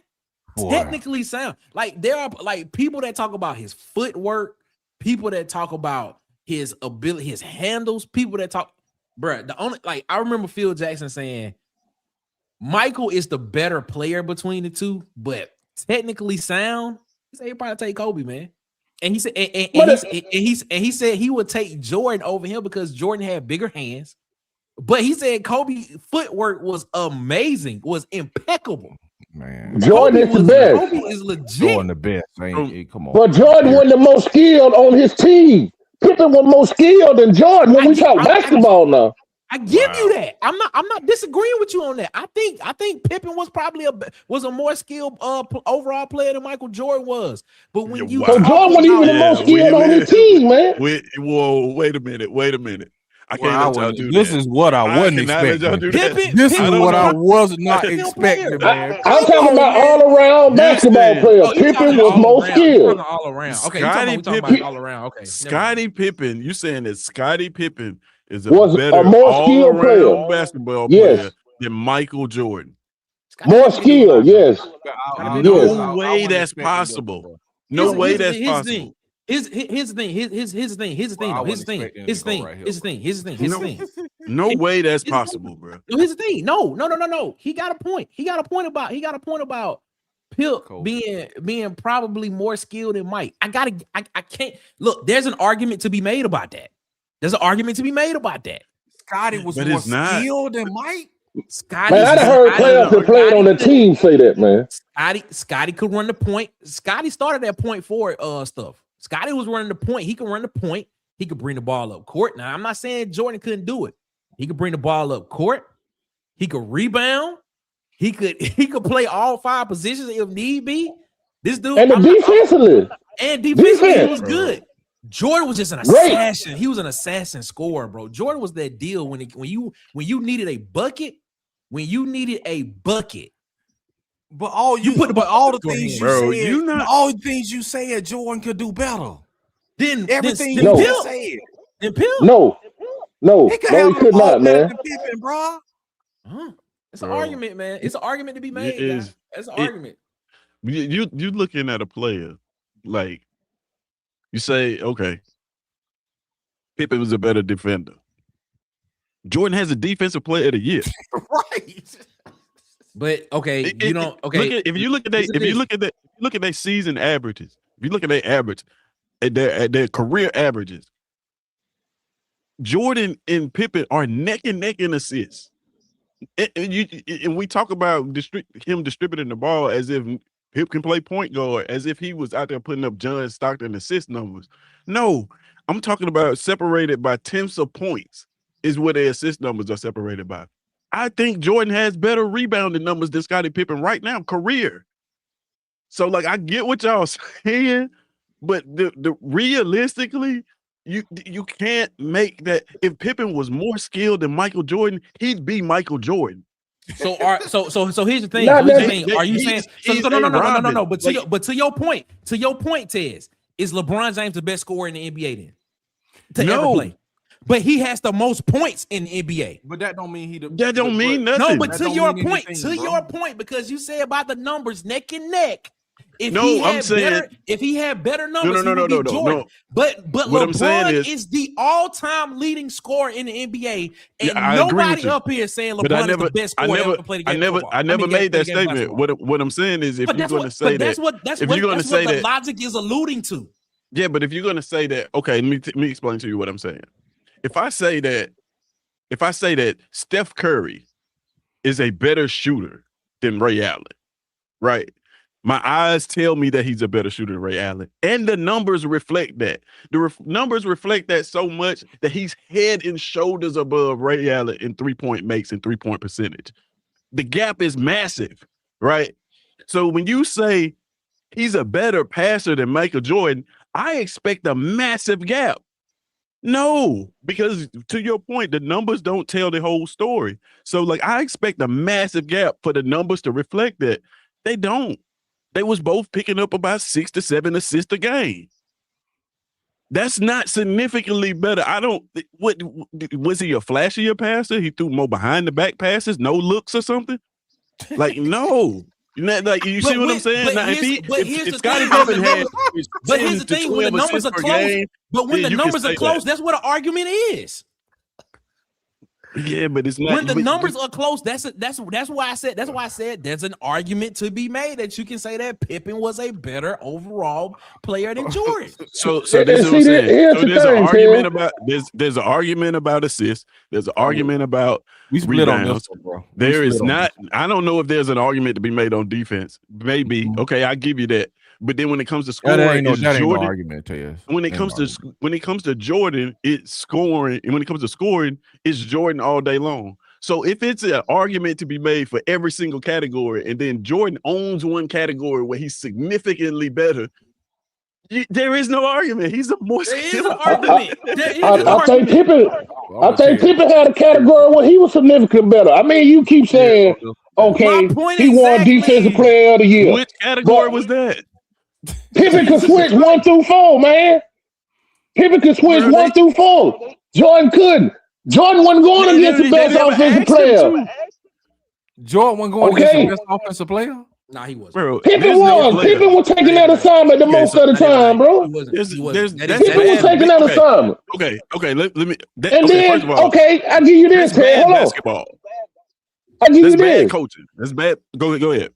You talking about Jordan defensively, and okay, even Pippen defensive. Let's not forget, Jordan also had probably the best defensive player ever on the team in Dennis Rodman, bro.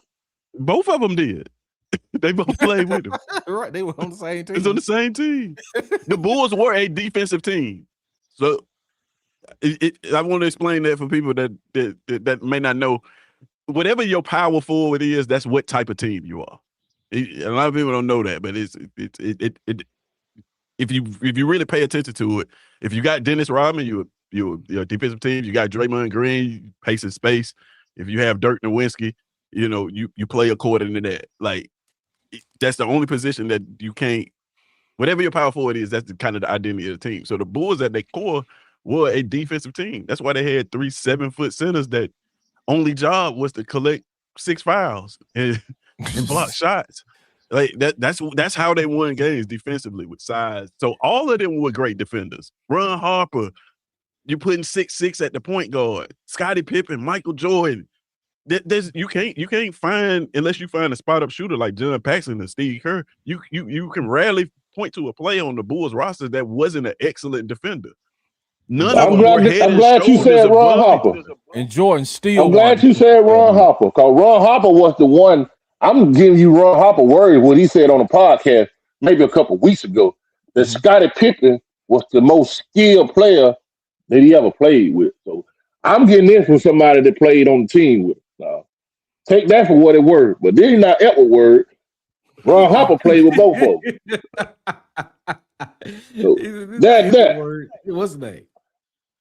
Ron Harper said that. I mean, I believe you.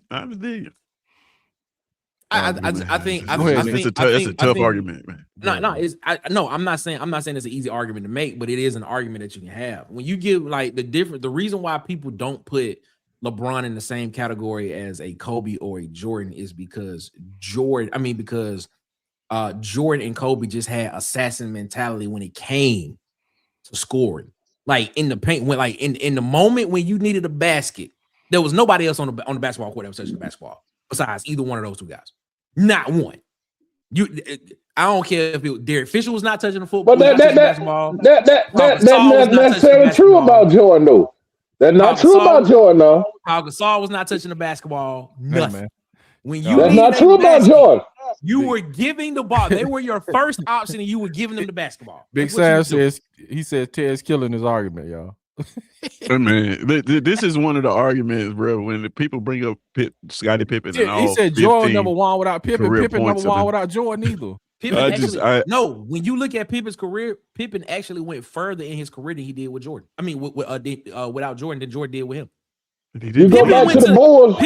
Pippen went to the Western Conference Finals with the Portland Trailblazers. Lost. Okay, who was on that team? You know what they was missing? A Michael Jordan. They were missing Jordan. You were correct. To your point, and you're making my point. You're making my point. You're making my point. So the cherry on top was a Jordan, and even the year when Jordan was out, they even went if it was not for a foul call. They didn't make it. And then, bro, Jordan had retired. And look, when you talking about Jordan without for Pippen, a foul Jordan call in the New York series, Wizards. the Bulls would have went to another NBA finals. Bro, come on now. Come on. Look at the team Jordan had when he came back to watch the Wizards. Who was on Scottie Pippen team? You feel what I'm saying? He had a better team than Jordan had. You feel what I'm saying? Rip Hamilton on that team. If I'm not mistaken, Rip Hamilton was. But that team was awful. They had just got the first pick. They was bad. Yeah, they had Kwame Brown. That's how they got Kwame Brown. They was awful. It was the worst team in the league. But guess what? But they had Mike Jordan. Still, that team, if I'm not mistaken, was still in contention to go to the playoffs. If Jordan would not have gotten hurt, if he would not have hurt, he would have had a 40-year-old dude averaging 20 points a night, playing 81 games. It was because he played every game that year. You're right. He played every game. You're correct. That's why they were in contention because of him. He played every game. But Jordan the GOAT, man. Jordan the GOAT. You say you ain't getting an argument. He slipped in that thing, man. But I give you this now, man. A lot of the shots that were made for the Bulls to win them championship, they weren't made by Jordan. Outside of the Byron Russell shot. It's fair. I'm talking about game-winning shots. They weren't Michael Jordan shots. I remember. Because the game was already won because Jordan was out. Because the game was already wrapped up. No. I seen B.J. Armstrong hit game winner. I seen John Paxson hit game winner. That went in the finals. And guess what? That was the finals. Go back. You got to go back, bro. But Michael Jordan, go back. But Michael Jordan, he was. Michael Jordan made the pass. He made the correct play. That wasn't the Eastern Conference Finals. When Michael Jordan he told him, bro, make the shot. They hit big game shots in the finals, bro. Ask yourself which one. When I pass you this ball, make that shot. Jordan, Paxson and all them cats, they wasn't the same without Jordan, bro. It was the they wasn't. The intensity. No, they wouldn't. He he made them better. B.J. Armstrong. Ask yourself this: he's the greatest. What do you think? What do you think that Phil Jackson would prefer? You think he would prefer to keep the game-winning 3 from B.J. Armstrong or them 43 points that Boy Jordan just put up on 60% shooting? Oh my God! I get it. A lot of reason why those guys were wide open because they triple teaming the dude with the basketball. Oh, I'm not arguing that. I'm just saying he didn't hit him. Nobody arguing that. He didn't hit him. He didn't hit him. I seen John Paxson hit him. I seen B.J. Armstrong hit the game winner. All the game winners I can remember, Jordan really, that I can remember, big shot, the Cleveland shot, and, the Byron Russell shot in Utah. Right. I'm talking about game winners to put it away. Yeah. Quite sure a lot more, but them was the most significant one that I seen. Hey, man, Jordan, that's my guy. Yeah. You know what's sad about this, man? LeBron top 10 in all categories, but he digress. And we about to have because he been playing longer than anybody, bro. Like he gonna be top 10 and sure. You know what I mean? Like if you keep your 95 Honda Accord running, you know what I'm saying? You keep changing the oil in it, you're gonna get about 300,000 Here's the thing about LeBron James. Here's the thing about LeBron that people don't give him credit for, bro. Go ahead, man. A lot of people don't give him credit for this. What? I remember saying, I'll never forget, I was sitting at the doctor's office. Had to be about 01, 2000, something like this. And here was this kid on the front of this magazine. First time I ever had heard of him. LeBron James, future phenom. A lot of people that had his talent. Jordan, Kobe, a lot of guys. But no, you can't think of one player that came into the NBA with the expectation that was upon him and lived up to it the way that he had now. So for that, I agree with credit is due alone, man. They were talking about this kid at 14, 15 years old being one of the best ever. And he lived up to it. It took him a long time to live up to it. I give it to you. Like, you know what I'm It saying? took Jordan a long time. It took Jordan a long time. You didn't see the bad boy beat. Man, you didn't see the bad boy beating up on Jordan, man. I came up watching Jordan. Jordan needed a team around him. That's all that was. LeBron did too. LeBron had some teams around him. The only not the first years. I would give you the fact that the Cleveland teams, all right, fine. I give you that one. That's I ain't even gonna argue that. Why not? What you mean why not? Because Allen Iverson took one of them same Cleveland teams to the finals. You mean Philadelphia? Yeah, but he had the same players: Larry Hughes, Eric Snow. Tez, look at the making a point. Tez, you making a point. But go ahead. Go ahead. Tez, and he won one. You got a point, Tez. And he won one game against a team that was supposed to sweep them. That's what I'm saying. If you look at them rosters, shout out to my guy Allen Iverson, man. Shout out to the answer A1. That's what the answer. But no. But what I'm saying is, man, it took LeBron a minute to learn how to win. That's all I'm saying. I'm gonna just leave it at that. Okay. You got a lot of LeBron fanboys that's probably gonna watch this show and get upset. Ooh, they're gonna be mad. You'll be all right. All right, I got one more, and we go on.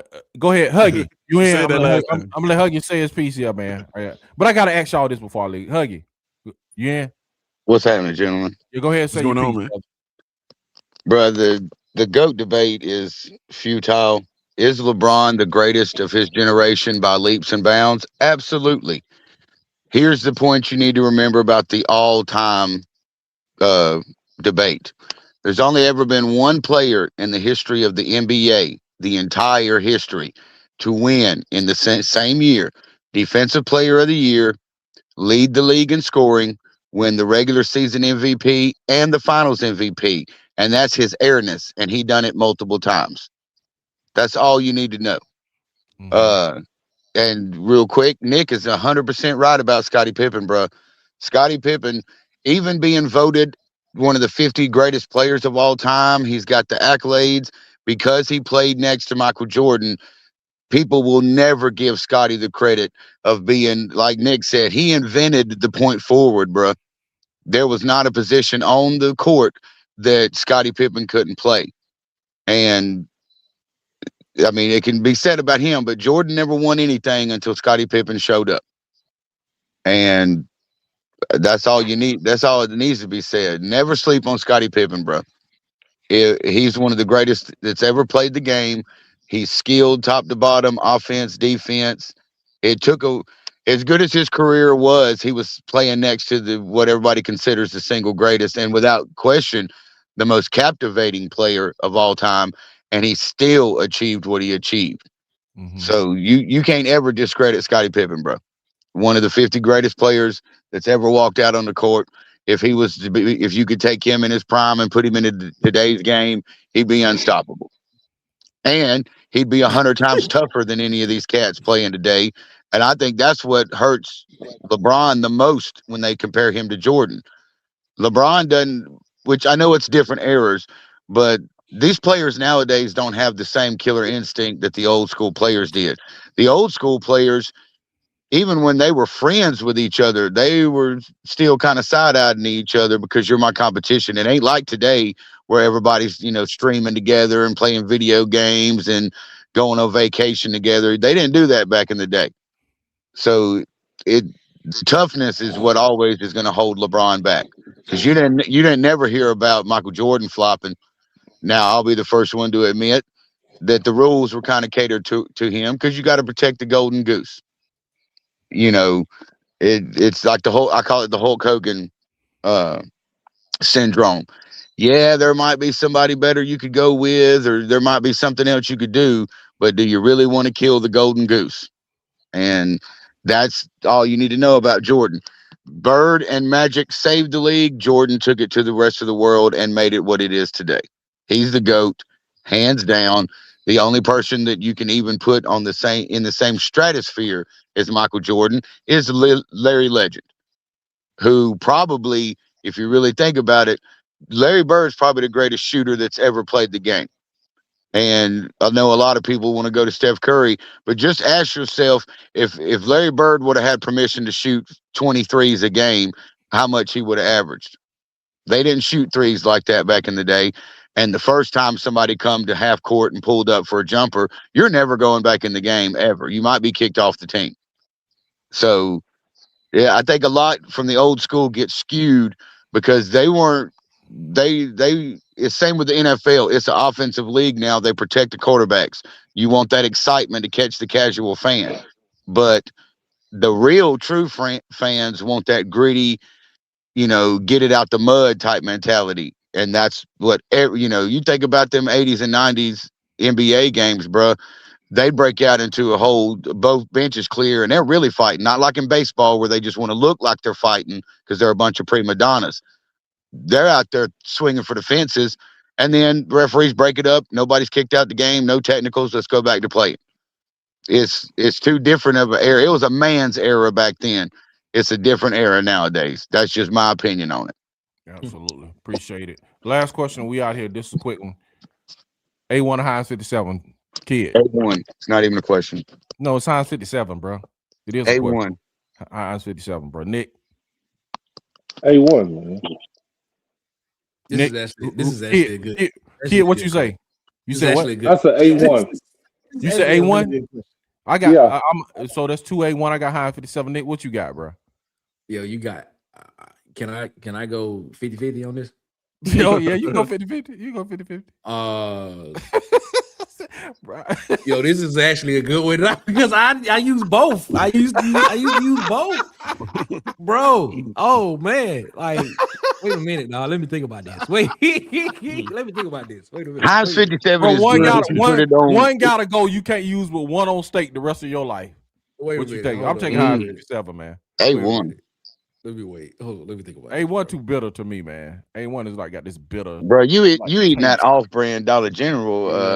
You eating that B3, bro. A1 got kind of like a little bitter taste, man. I don't like, man. Oh, it's got a kick to it. I ain't gonna lie to you. It got this little twang thing. I don't like, man.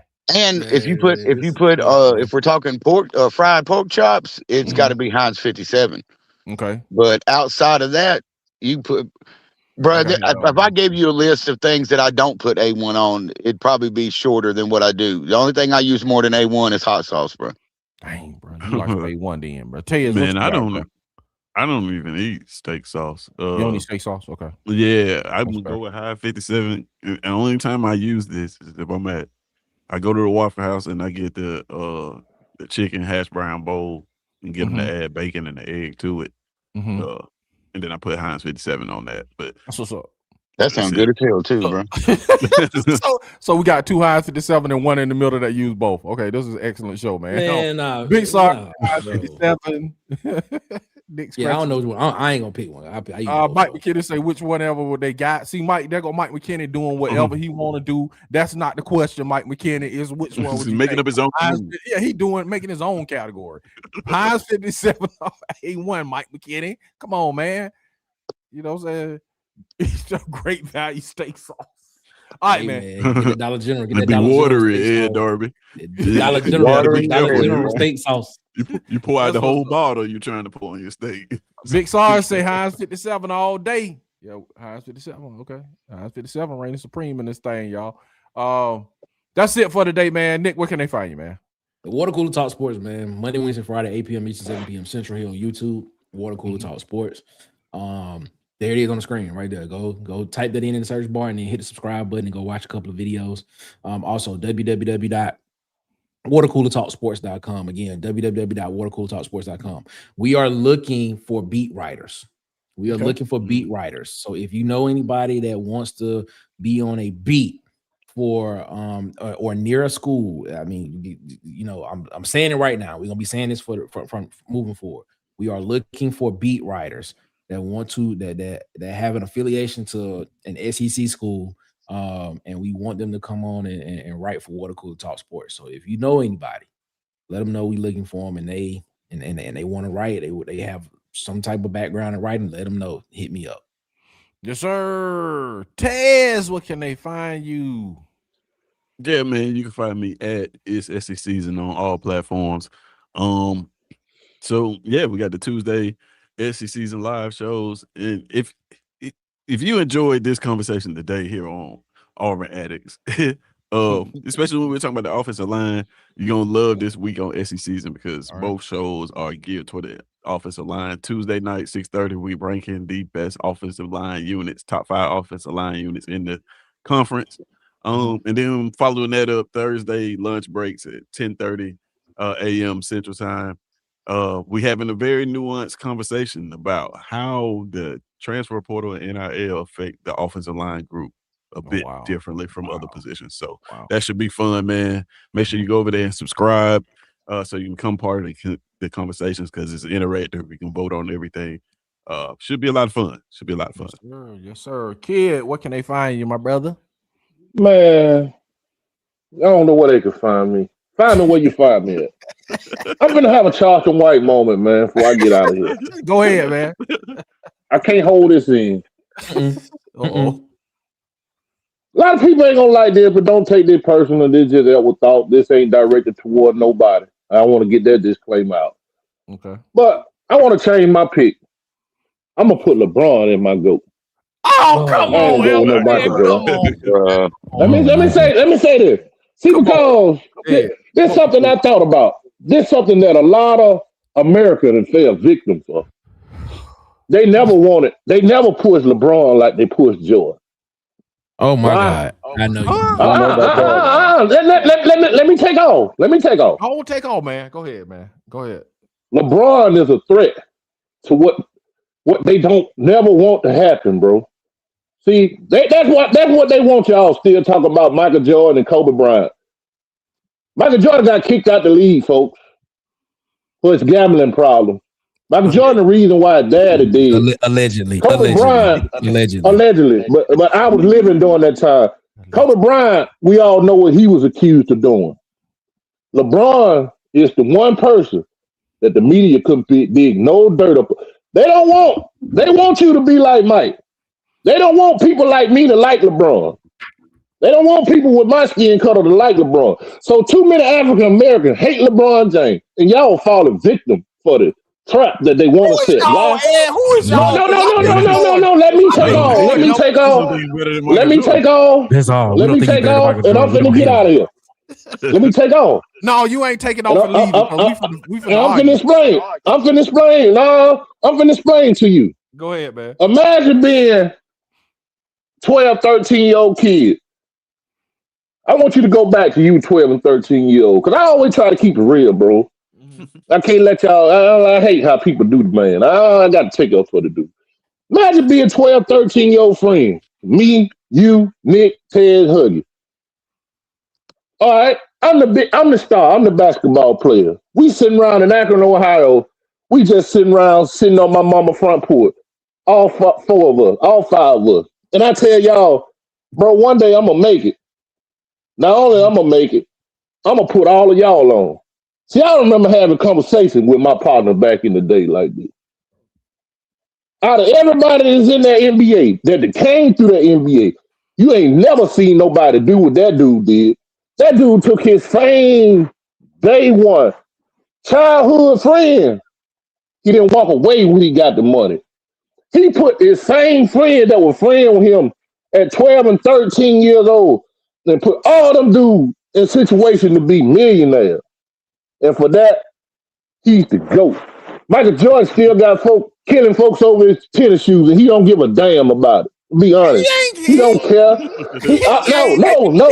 He don't care. He don't care, bro. But okay, so we know what? Michael Jordan don't even Michael Jordan don't even deal with deal with African American like that, bro. But you know I'm gonna let y'all. So we'll get Kirby. We'll get not Kirby. We'll give LeBron. We'll give LeBron the character award for the life. We're talking about basketball. Yeah, you know. However you want to put it. That's all we doing. I'm not talking about his character. Yeah, if we doing business, you know, give me LeBron. If I'm looking for a husband for my daughter, you find somebody like LeBron. If we down 18 in the fourth, 6 minutes left on the clock. You heard me.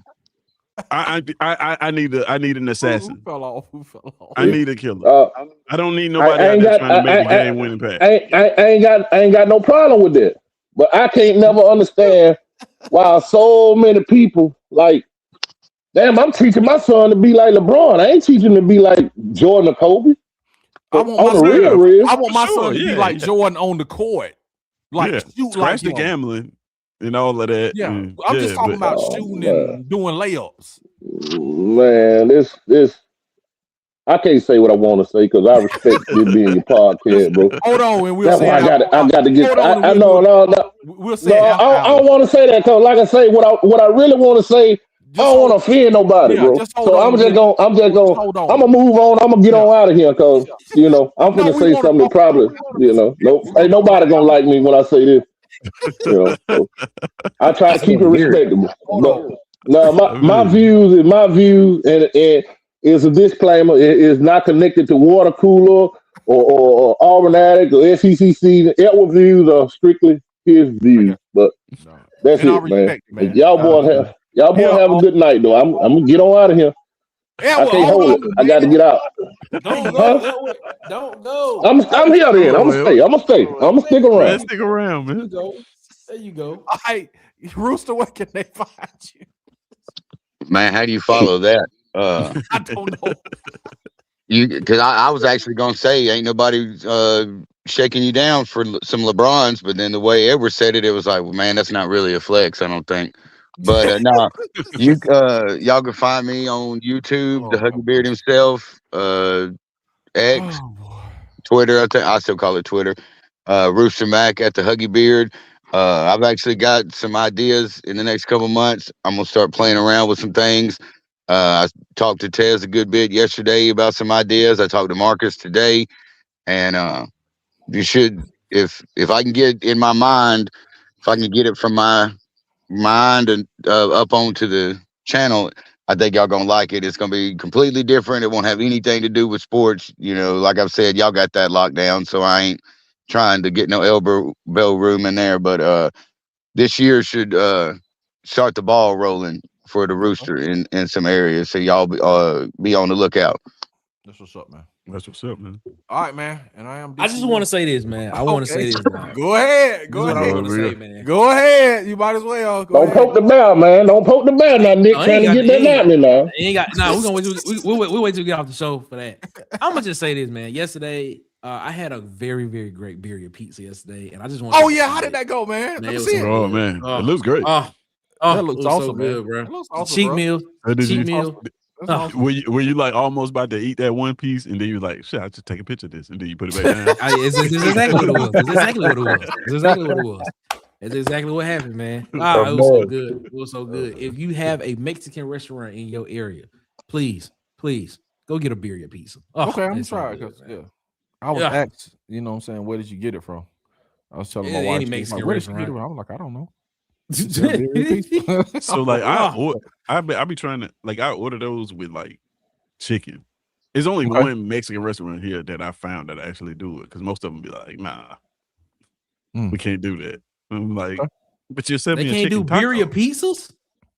But, I'm saying with chicken instead of beef. You know, Oh, like, okay.